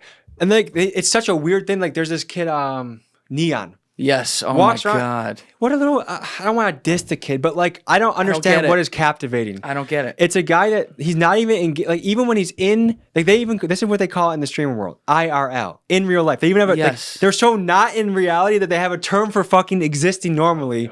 And it's like what the hell, like they'll be at a UFC event and instead they're like taking in like all these comments coming in instead of like there's a cage right there and there's like world-class fighters in front of you, and there's people all around that could be interesting to have a conversation with, yet they're like, W chat, W chat. It's bad. The W chat streamer thing, I just, maybe I'm just too old. I look like a grandpa right now, but I don't get it. I don't get it either, man. And I totally agree. I think it's like bad for society. And I'm thinking about who are the people in these chats that are buzzing like crazy. It's Who's all watching the little this for kids. yeah. It's like, what are they learning I from think this? there's a certain group on the internet, especially with the younger you get, that simply follower count is whether that person is worth listening to or not. So if someone just happens to have 100,000 or 1 million people, like, oh, they must be good, and it's like follow the monkey, you know? Like, yes. But to me, if you're going to spend time listening to someone, they got to bring something new to the conversation, interesting. They got to have a take that, like Naval Ravikant, he's undeniable. If you are undeniable in your craft, you deserve an audience. People are going to tune in. But if the best you can come up with is W chat, like the fact that, and these guys are balling too. Yes. These guys are balling. They're killing it. Because not only when they're doing W chat are people watching, but they're donating. They're literally like, I don't know if their parents' bank account is like hooked up to like Roblox or how they're doing it, but like, oh, he just had W chat again. I'm going to send like a $9 tip in there. And then he gets a million of these $9 tips. And suddenly this guy has security. He has a lamp. Like what? It just props to somebody that's navigating the internet and, you know, having success doing it. I'm not a hater. Like I'm not, but I don't get it. I don't get it either. But, you know, I actually think it would be really good for you to do some content on that at some point. Like go do some sort of, like go inside it and be like, what the fuck are you people doing? Like day in the life of a streamer type of thing? Yeah, but talk to a bunch of them. I think that'd be so cool. I what's the name of it? It's not the Hype House. It's the AMP House. So those are some of the biggest streamers in the country. It's Kai Cenat, Agent Zero, a few other guys. They have a compound at the top of a hill in a very nice area built on streaming. So, and Kai Cenat was able to like start a near riot in New York over like a free Xbox or something. That was like in August, I think, right? So there's certain, like they have their hand on the pulse. And again, some of those guys are really good. Like shout out Go, shout out Agent Zero. Like they oftentimes almost every week react to a recent video I put out, and I love watching it because it's like, oh, like Ghost was a guy that kind of grew up on the streets, I believe in Chicago, and he's the guy that the thugs listen to because like he knows what he's talking about, and he's a really good guy. Like he donated to the charity as well. That was the going back to this Milwaukee Wrestling Academy. I want to talk about this a little bit. What I learned about Milwaukee is there's not really any strong wrestling community. This is a town of 600,000 people that not a state champion hasn't come out of there recently. It's the biggest town in Wisconsin. We should be dominating downstate. COVID killed sports. Like there's a lot there's just across the board. So what I want to do is I want to help these coaches and I want to help these kids have a place that they can train. And so we crowdfunded. I did a live event at the Oriental Theater in Milwaukee. I donated a good chunk of money, and then I got people around the country. We had my lawyer donated. We had different YouTubers. Punch Made Dev, the scam rapper, donated. We had a guy that I met out in Atlanta that does real estate. Like we just crowdfunded all this money, and then every penny from the ticket sales also went to the charity. And to me, it's so cool. Like we were going back earlier. I felt like I can't get into like the buttoned up sides of life, really. Like they turned me down. No corporate money came from Milwaukee. And part of me gets it, like, hey, I'm the kid that did a documentary on car thieves and fentanyl dealers. Like, why is my company going to write a check to this guy? Right. So I'm hoping when they see that when we launch this, that I'm serious, that like, I'm not ever going to take a penny from any of this stuff. It's going into the kids, into the coaches, into the facility. I'm hoping we can get corporate Milwaukee involved in that. And that's one of the projects right now that I'm working on that I'm like, I feel excited to wake up and do this. There's your little boil in the pot instead of the whole ocean. I love that. But it's also like the fact that you have to say like, oh, well, some of these corporations give to a guy who made a video on fentanyl dealers and stuff, but you're telling the stories. Like, okay, it's a little more on the edges of society, if you will. But like someone's got to do this. You're doing it in a entertaining, educational way. Like I don't understand why today in like the post-Trump tweeting out his fucking live thoughts from the White House era, people care about like that's a good thing to come of it. People care about all the appearances with things so much. This is the thing. A lot of corporations right now are very scared because they're ran by these progressive HR people that like one toe is stepped out of line and it's like it's not good. And so it's like they just mitigate their risk. They want to survive, they want to do well. So it's like if it's like, hey, you know, we might like the cause, but this is risky, like there's a million other people they could find to donate money to, like the Boys and Girls Club or the basketball player, the famous basketball players charity, like more established, well-known names that are safe bets. So I get it, but I want to turn that tide because I want to do something really special. And there's coaches. There's these coaches that are coming out of their own pocket to coach the sport of wrestling. Like there's this guy, O'Brien Mungan in Milwaukee. He was one of the last state champs that came out of the city. He's been coaching for free, actually out of his own pocket. So like he'll just have kids show up at his house. Hey, they need a ride, but they don't have money for the tournament. They don't have money for food for the tournament. They don't have wrestling shoes. And he's just paying it out of his own pocket. So like he's one of like the champions of this movement that like, we just got to give this guy a place to grow and expand and do well out of. And, wrestling is the sport that changed my life. Anyone that's been in it long enough, it changes their life. It gives you discipline, dedication, and it makes you tough. I kind of had like, my parents didn't spoil me. It's not like I got a Mercedes-Benz on my 16th birthday, but I never worried like, are we going to be able to pay the mortgage? Right. Is there going to be food in the fridge? Like they gave me a very stable, loving, encouraging house to grow up out of, but wrestling is what made me tough. Wrestling is what made me be able to like grind and push through things. And like when you are in a sport where in a practice room, like it's encouraged even sometimes like to mentally break somebody. Like can you take a guy down enough that when you just hold his head on the mat and he's trying to stand up, you take him down again. You hold his head until he gets up, you take him down again. I've been on the receiving end of that, but I've also been the hammer too. And like when you go through a sport like that, it makes you durable, it makes you tough, it makes you resilient, persistent. And those are characteristics that when I see youth in Milwaukee, hey, do you want to go do some like sketchy shit that's going to take away from your community? Or do you want to be the next fucking leader coming out of here? I'm putting my money behind that. I think it was in the St. Louis video, you were talking to one of the bigger gangsters or something towards the end. And you asked him something like, yo, how would you fix this? And he was like, come invest in the community. Give people things to celebrate, whether it just be like concerts or actual like after school things that the kids can get into. And this is the same guy who openly, I guess, is like also recruiting some of these kids into doing this stuff. It's strange though that a guy like that could have the presence of mind when he's talking with you to also think about like the Kia Boy video. Yes. Yeah. Was it Yeah. The kids don't have shit to do. That's a common thing that I hear. But you know, it's so simple, but it's crazy that the people who are in the middle of it know it and then still, well, that's just how it goes, you know? I think a lot of people are so stretched that they're on survival mode. Like a lot of these guys are not thinking a week ahead, a year ahead. Right. It's today. And because of that, when your vision is 10 years in the future, like you have steps, you have a path, you have a place to go. When your vision is today, you're not like, how much can you get done in a day? Not much, you know, like everything is brick by brick. And so it's obvious why the bricks aren't being built when you're today, not 5 years, 10 years. Yeah, it's the instant gratification society. But I also saw, by the way, because this podcast started in South Jersey. I'm from there originally. South Jersey, baby. You went to Kensington for a while? When was this? In Philly? A year or so ago. And what'd you do there? I didn't see this video. There was a local named Rican Bull, rapper, also involved in like the A&R rap community. Like he tries to sign people. He DM'd me, hey, I want to take you through Kensington. He had a few friends for us to walk through with because it's kind of a scary place to walk through. And you just walk through it and you're just like, can't even believe that this is a real place. Like people are just openly doing fentanyl everywhere you look. And we walked into a guy that was overdosing and it's like, okay, and like one of the guys in Rican Bull's crew was talking about, hey, Narcan. Narcan. He have it? He didn't have it, but he's done it multiple times. Luckily, someone was nearby. He gets revived. He gets back up to his feet, and then we interview him. Like, dude, and he was lucid. Yeah, yeah. Let's pull up this video. So, literally, how long after he gets to his feet do you interview him? He was like pretty lucid. Like within 5 minutes afterwards, he was like able to talk about it pretty clearly. Do you remember where this was in the video? I would say probably 7 minutes in. Let's see. Okay. Let's try to skip forward on it. I'll turn the volume on.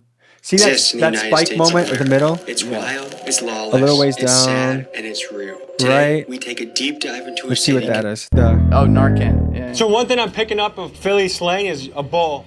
That's the first city I've heard people. Is it summer when you're there? Drawing? So what is drawing? There's that guy overdosing right now. Look. They about to try and bring you back. Okay, you don't film it. Do you need anyone to call a cop? Is it cold? Put it on his balls. The ambulance right there. She said put the cold water on his balls. So look, he's just back up on his feet. Crazy brother, see what we were with, and you see how fast. Oh, I'm good. Yeah, we do. So what's going on right now? They better give me some Narcan. We always keep it on us around here. If you're ODing, give it out to us for free. Put that in their nose, and it instantly sends an adrenaline shot to their brain and to the heart to make them revive fast. Yeah. It's like a resuscitation kit. You'll give them Narcan, bring them back, and they'll get mad at you because the Narcan take away their high. You gotta die off the drug that you on, then you save your life. Like the other thing I've heard is that when they find the guy who OD'd, the other guys look for who sold it that because that's the good stuff that they want. Yeah, when somebody almost die off your work. Thank you for what you do. Okay, let's get you some water and stuff. And I just gave him 2 shots of Narcan, so he's gonna be sick. He's gonna go dope sick. So basically, he's gonna go through withdrawal heavy. Right. So it's not gonna be a comfortable time. So after they do the Narcan, they can't get high. They can't get high no more. Yeah, you can try shit in my bag if you want. So what do you do? Does he go to a? They're gonna leave. He's gonna wait them hours that it take for it to wear off, and he's gonna buy some more of whatever that had him almost dying. That's what's gonna happen. It's a revolving cycle. Like they don't want help. They be mad at you when you say they lies. I refuse to let you die on my watch. So how often do you guys see a friend go through something like this? Down here, you see at least every 3, day. 4, 5. Yeah, Bro, every day. At least a dozen down here. I see. Like I'm talking about every day. And can you guys tell me a little bit more about your journey, how you ended up in Kensington? Over there recovering. I got out of state and I went to Kensington. So we didn't talk to the guy that OD'd. We just talked to this guy in the orange the whole time. All right. So, all right, yeah. One thing I want to bring up, the approach of this. Like one, we were just walking by, but I felt like we got some very genuine reactions. Like we talked to the black guy you're talking about. That's like I've done this multiple times, but they just want to get high again. We talked to the friend. To me, I felt like it was as off the cuff and natural. Yeah. CNN put out a hit piece saying that was exploitation. CNN hit you on this. They have a video about me and Brandon Buckingham about our coverage of Kensington was exploitive. How? what was exploited. We even blurred the guy's face as he was out, and they're like, no one's forced to be like they're giving their story and they want to give their story, and we're learning something really important. Is there a video of CNN going off on you? Yeah, Can we pull that up? CNN Kensington, I think. All right, let's type in CNN Kensington. This is why they're such pussies, dude, Tommy because they try and they do the same format. Yes, Reddit and claim. Look at the comment section. When you actually click on the CNN video. Oh, is it going to do it again? Is it freezing a little bit? Hold on one sec. All right, we got it. All right, good. So they say we're exploiting people for clicks. Hit that real quick. Actually, it's even I think go back to the, and then I'll go to that CNN inside the center. Yeah, inside the center. That's it. All right, let's hit this. All right, so Kensington, Philadelphia neighborhood. And if we can see it on YouTube, you'll see the comment section roasting CNN. People that I can count, just an addiction alone. I think they do it at the end of the video, like going like even deeper. All right, let's go like 5 minutes in. A little bit further. The state of Pennsylvania scheduled the More. drive to make it hard. Right there. TikTok and YouTube channels that have just come out and all they're doing is exploiting my friends. There's a live stream of Kensington and Allegheny up right now, and there's like 1,000 people watching, and they're all in the comments making fun of people, you know, giving them nicknames. People drive by all day videotaping. And of course, us addicts, we don't appreciate it. It's not like anybody wants to be down go here. to my video I'll one tell more you time. that. Now let's look at the comment section, because what I'm really proud of is like, okay, let's take another video in Chicago with pimps and prostitutes. The entire comment section is cheering for this prostitute, saying like, baby, that's where she goes by. Like, we know you, we can do this. Like cheering her on in her journey. Is it recent? You just were on at the Kensington video. Yeah. He wants the comment section from the Kensington video we did. Yeah, or it can even be that pimps and prostitutes too. No, that's, go back. Chicago. go to most popular, hit my popular tab, and Kensington will be at the top of that list. It'll be City of Zombies. Down the red right there. Yeah. So look at the comment section real quick. And then yeah. I refuse to let you die on my watch. That's a solid ass dude right there. I know this area. Been there many times. I'm from Philly. Seen someone live through this every day and having empathy. Like and not being complete. What a guy. You know, people sharing their stories about addiction. The dude in the white t-shirt was genuinely a nice and caring guy.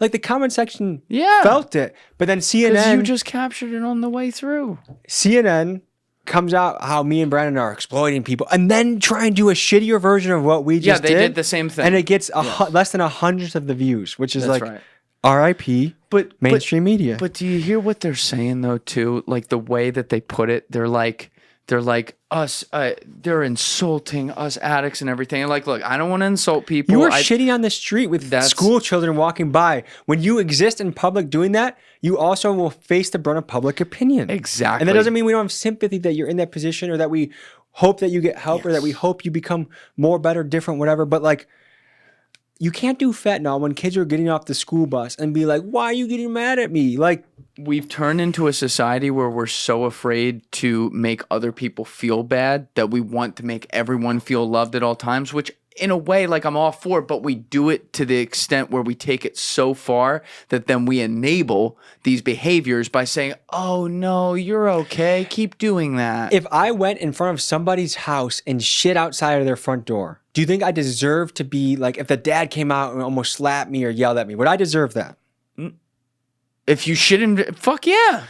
So, I mean, when you're doing crazy shit in public, again, I know that you're struggling with addiction. I know that things are difficult, and if there's programs, help, if there's things that can be done to help your situation, of course. But you have it's you doing it. You have a responsibility of what you are doing, and like that's the other thing. Like a lot of these news pieces will do is like, or at least that one we just heard is like, oh, who's the bad guy? The guy that was filming it. That's the bad guy. Like I get a little bit of blowback in Milwaukee about the Kia Boy story.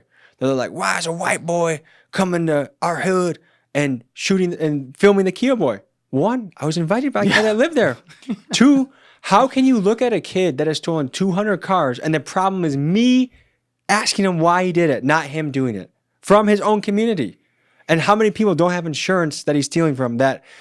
Okay, can they still go to their job? Can they still pay rent because now they can't go to their job? Do they go homeless? Do they go to shelter? Like, No. But that kid, we're not going to call him out. He's a scholar. He's doing like, we're going to call it the guy filming it. And it's like, oh, okay. Like, it's so ass backwards, man. That's again, like the mentality of looking at the 1% leak versus the 99% leak. If you want to be serious about issues, there's a lot of tough things we got to look at in the mirror as a country, from top to bottom. But we got to look at it in the mirror. It's never going to change. Yeah, and also like we've become these. You've talked about it throughout the day today, but we've become these robots, the slave to the system. Whatever our system is, our system may be the street where we grow up and we become a drug addict. Our system may be go get a job in corporate America and stay there and just say yes, ma'am, to whoever the fuck the person above you saying stupid shit to you to do and not question anything. And it's like people are becoming they're adapting more to things that were not tantamount to like what the American dream was supposed to be. You know, I feel like you always have parts of society that are off. That's always been a thing, but I feel like it's a way higher percentage now because people are becoming more, you know, the herd of cattle. You know what I mean? Yeah. I wonder this. This is like the $1 trillion question. How do you take neighborhoods, whether they're the trailer parks, whether they're the rural country areas that are really beat to hell right now, or whether it's the hoods, wherever you look, how do you take those places and make them more stable, better, safer, so that these kids do have roots that they can actually put down? Because picture growing up, like next door is boarded up, next door is shot up, you're across the street neighbor's dealing out of his house. Every day in the summer, you hear gunshots somewhere. That's right. I mean, what do you expect sometimes from how these kids might turn out? And then let's just say they have a single parent family, mom's at work most of the time, like boys getting to shit. So like the question is, what can the government do? What can you do? And I have a few answers on either end. We kind of already got into this, but that's what I think is like, what I want to see a president run on is like, here's my plan to help. Because we don't need like Barrington, Illinois, where you saw that massive megachurch. Barrington, Illinois does not need that much focus and attention right now. But what about Northside Milwaukee? What about Southside Chicago? Like, what about rural Tennessee, Appalachia area? Who's going to come around and be like, here's some ways that maybe the people struggling the most can at least like not feel like they're drowning all the time? Because I feel like if you relieve the drowning, a lot of the danger and crime will probably go away. Because I think a lot of that is just like, I feel like I'm drowning, so I'm going to get mine however I want. So how do you relieve the drowning? That's kind of the question. So like you said, it's a $1 trillion question. But you also have systems that are designed to be in place where, you know, the people with the most money get to decide what goes, and then whoever the victims of that is whatever it is. And one of the stories that we've seen in modern history that's so mind-blowing that, you know, affects to this day so many people is the whole opium crisis. Have you done any content on that? No, but I've seen some of the documentaries. There was actually like a TV show that was like, what was that called? About the Sackler family. Yes. Dope Sick. Very good show. Yes. It was sickening to watch. Actually, I don't have the stomach for some of that stuff. Like my wife could watch it, but like if it started getting too much, I'd have to go upstairs and do something else. But that would be... It's amazing you can't watch that of all people. I think exposing... Like that's the other thing. Is I want to start tackling more... Exposing massive problems. Like... Because this is the thing, like, it's so easy. The local crack dealer off the block does something, he gets 10 years. The guy running the multi-billion-dollar Ponzi scheme gets 6 months in community service, but he stole billions of dollars. Right. The crack guy maybe had like a tens of thousands worth of impact on the economy. This guy had billions. Right. So like the justice system is really fucked up where it's like you can buy your way out of things, and like, why is a white collar crime so much less worse than some of these other crimes? I don't know. It's just here's a radical idea I got. Let me explain it before I get jumped on right away. But I think it would be interesting to run a private prison. But here's what would make it different. Okay. It would be like a prison that you can apply to. So I think it would be like a trade school. So I want prisoners from all around the country to apply to this prison, and we'll pick the best. The guys that want to work hard, the guys that want to learn, the guys that have good behavior. Bring them into the prison. It's going to be a different structure. Maybe we have our own community garden where they're eating good food finally. We have a nice kitchen. And they're helping build all this too. But then we have electricians, plumbers, HVAC. Because a lot of our contractors are aging out of the game. we need younger guys to take over, and also it's a tremendous business to be in. And if you are a inmate, chances are you're good at taking risks. Entrepreneurship is a risk. So teach these guys a skill. One of my best friends in the world, Rob Banks, when he's in his 20s, now he's a millionaire running a construction business. Like, I know these guys are out there. Yeah. And also, like, let them exercise. Let them enjoy themselves. Like, let them actually be happy in prison, but they learn, they work, and then when they leave, this is how you fund it. Maybe let's say 10% of their first 5-year salary comes back to the prison. Maybe that's a way to self-fund it. That's interesting. And then all of a sudden you're sending out an army of guys that are like, they're capable, they're strong, they're confident, they're ready to take risks, and they're out there running businesses that are extremely essential, and it's self-funded. That's the first time I've heard the words private and prison next to each other, and it's not the worst idea ever. I know. That's why I have to be like, hold on 1 second. I'm not a Nazi, you know? I mean, that's, you know, I always joke like the Department of Correction doesn't do a lot of correcting. You know, these guys, they're set up to fail. It's like you're supposed to pay your debt to society, and then once it's paid, like you're supposed to be able to go out and prove yourself or whatever, but this stuff follows them around forever and they can't do anything. And so our recidivism rate is crazy. And it's like, you look at these other countries, people like to cite sometimes as a joke, like Sweden and shit. But I'm like, look, the number one penalty you get with prison is your freedom's taken away. Which is a crazy punishment. It's a crazy punishment. You can't go to see your family. You can't go to see your friends. You can't sleep go to in a Wawa. cage. My dog That's doesn't right. even sleep in a cage. That's right. So I'm not saying you make it look like a 5-star fucking Hilton hotel, but I don't have a problem with the idea of making prisons look a lot better and giving them resources to actually do things where rather they feel than, useful. Because That's right. men need purpose. And right now, a lot of those guys in prison are listless. Like, a lot of it is just like playing cards, like doing anything. Like, I know guys in prison that would just do different drugs, just like get their mind in a different place. They'd sneak it, smuggling LSD and do it in the yard just so they could like be out of there for a few minutes. So why not give them something to do? And also, like, to me, food is really important. So like, these guys are eating dog shit all the time. And I know, like, I'm not saying like filet mignon for breakfast, lunch, and dinner, you murder 10 people. But it should, like, why can't they work a community garden in the prison? That maybe make a prison more self-sustaining and they get to learn different skills. Now I know how to garden when I get out. Now I know how to fix a plug, an outlet. Now I know how to do the books of an accounting firm. Like, now I know how to do my own taxes. Like, who knows what it is, but with how much, I think it's like $60,000 to $90,000 per year to house a person in a shithole. I think that's right, yeah. You would think. It's in that neighborhood. I mean, Harvard isn't even that expensive. Harvard isn't $90,000 a year. So like, bro, there are guys who will commit crimes just to go back there so they have a roof over their head. Yeah. That happens. Did I tell the story about why I told the story about the fentanyl dealer, why he was out in the streets? He got kicked out of his home, right? Yes, you did. The 13-year-old. So yeah, like, there are guys that have like lived really hard lives, really tough lives, really difficult lives, but they still have a lot of talent. Like, one of my other guys in Milwaukee had a basketball scholarship, got popped for selling some shit, and now he's like a real estate mogul. He's an amazing dad. He's a born-again Christian. He's got a lot of properties. He's wheeling and dealing, and he got me into my first property.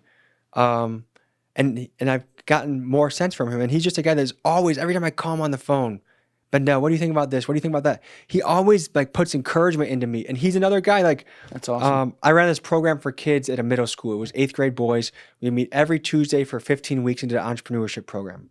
An hour before school started, we'd go meet and do that. And at the end of the day, you got to pitch, and the top 3 guys had pitch money, and Bendel was one of the judges. And when he spoke to the kids, like, it's one thing when I speak to the kids because it's like, oh, they know me from YouTube, but I can tell them certain things, but it's not as relevant from like a guy that has tattoos on the side of his face, right. And here is telling him that, like, I used to be here, and then he's almost in tears explaining his story and moving the kids. So anyways, I'm about moving the youth. I'm about boiling my own pot.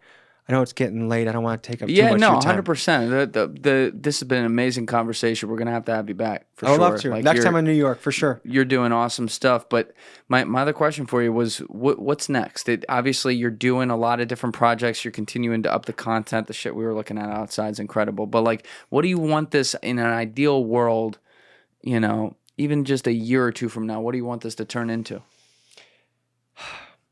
When everything's said and done, I want to be one of the best, known as the best documentary maker of my era. There's guys like Louis Theroux and Ross Kemp that dominated their era, era. I want to be the guy that high school teachers can say, hey, my kids, this is how we showed them certain stuff that's going on in the country. Watch a Tommy G video. I want to keep building a really solid team and also diving into places I've never been. So this week should be the first week I ever go to a 1%er motorcycle club. I'm going to go to Pine Ridge Reservation in South Dakota in April. I just want to keep exploring new lives. Like it's hard to get Amish people on camera. It's against the religion. I want to crack that code. So I'm always like looking at a lot of Amish people, like, 60 miles Pennsylvania west is of here perfect. or whatever. Pennsylvania is perfect for that. I just want to keep getting into new terrain, new territory, and keep making these things better. We're getting good. We have the formula down, but there's still a lot of ground to cover. Any craft you're in is like a staircase that never stops spiraling up. That's right. So we have a lot of work to do, a lot of ground to cover, but the momentum's here. We're feeling good. We're feeling a lot of love. Like, people are just inviting us into their life at great risk to themselves a lot of the time. Yeah. Like, there are people that invite me in that it's a leap of faith because I know how I'm going to be, and I know I'm going to be fair, and I'm going to show them the final copy so they can tell me about it, but it's a leap of faith. And I want to, as we keep building the portfolio, keep getting more access and keep showing people how other people in the country live. Yeah, man. And obviously, like, you've demonstrated that you've earned all that trust from those people to this point, doing a great job. So I hope you keep doing it. I hope some of the ideas you talked about today that you'd like to see happen actually do as well. And I want to hear about them. If a billionaire out there wants to help me start a private prison for good, email me at TommyGMcGee123 Come on, at George gmail.com. Soros, give him one. Yeah, and also, guys, hey, for all the people listening to this podcast, almost all my leads are inbound leads. So if there's something, a community, people that are interesting, subculture, something dangerous, email me at TommyGMcGee123 at gmail.com or DM me at TommyGMcGee, and McGee is McGee. That's my middle name. Shout out to my grandpa. That's how my leads come in. Love to work with you one day. Julian, thanks for having me on. Thank you so much, hey, brother. We will put the link to your YouTube down in the description below, as well as your Instagram. So go subscribe and follow over there. And until next time, brother. See you next time in New York. All right. Everybody else, you know what it is. Give it a thought. Get back to me. Peace. Thank you guys for watching the episode. Before you leave, please be sure to hit that subscribe button and smash that like button on the video. It's a huge help. And also, if you're over on Instagram, be sure to follow the show at Julian Dorey Podcast, or also on my personal page at Julian D. Dorey. Both links are in the description below. Finally, if you'd like to catch up on our latest episodes, use the Julian Dorey Podcast playlist link in the description below. Thank you.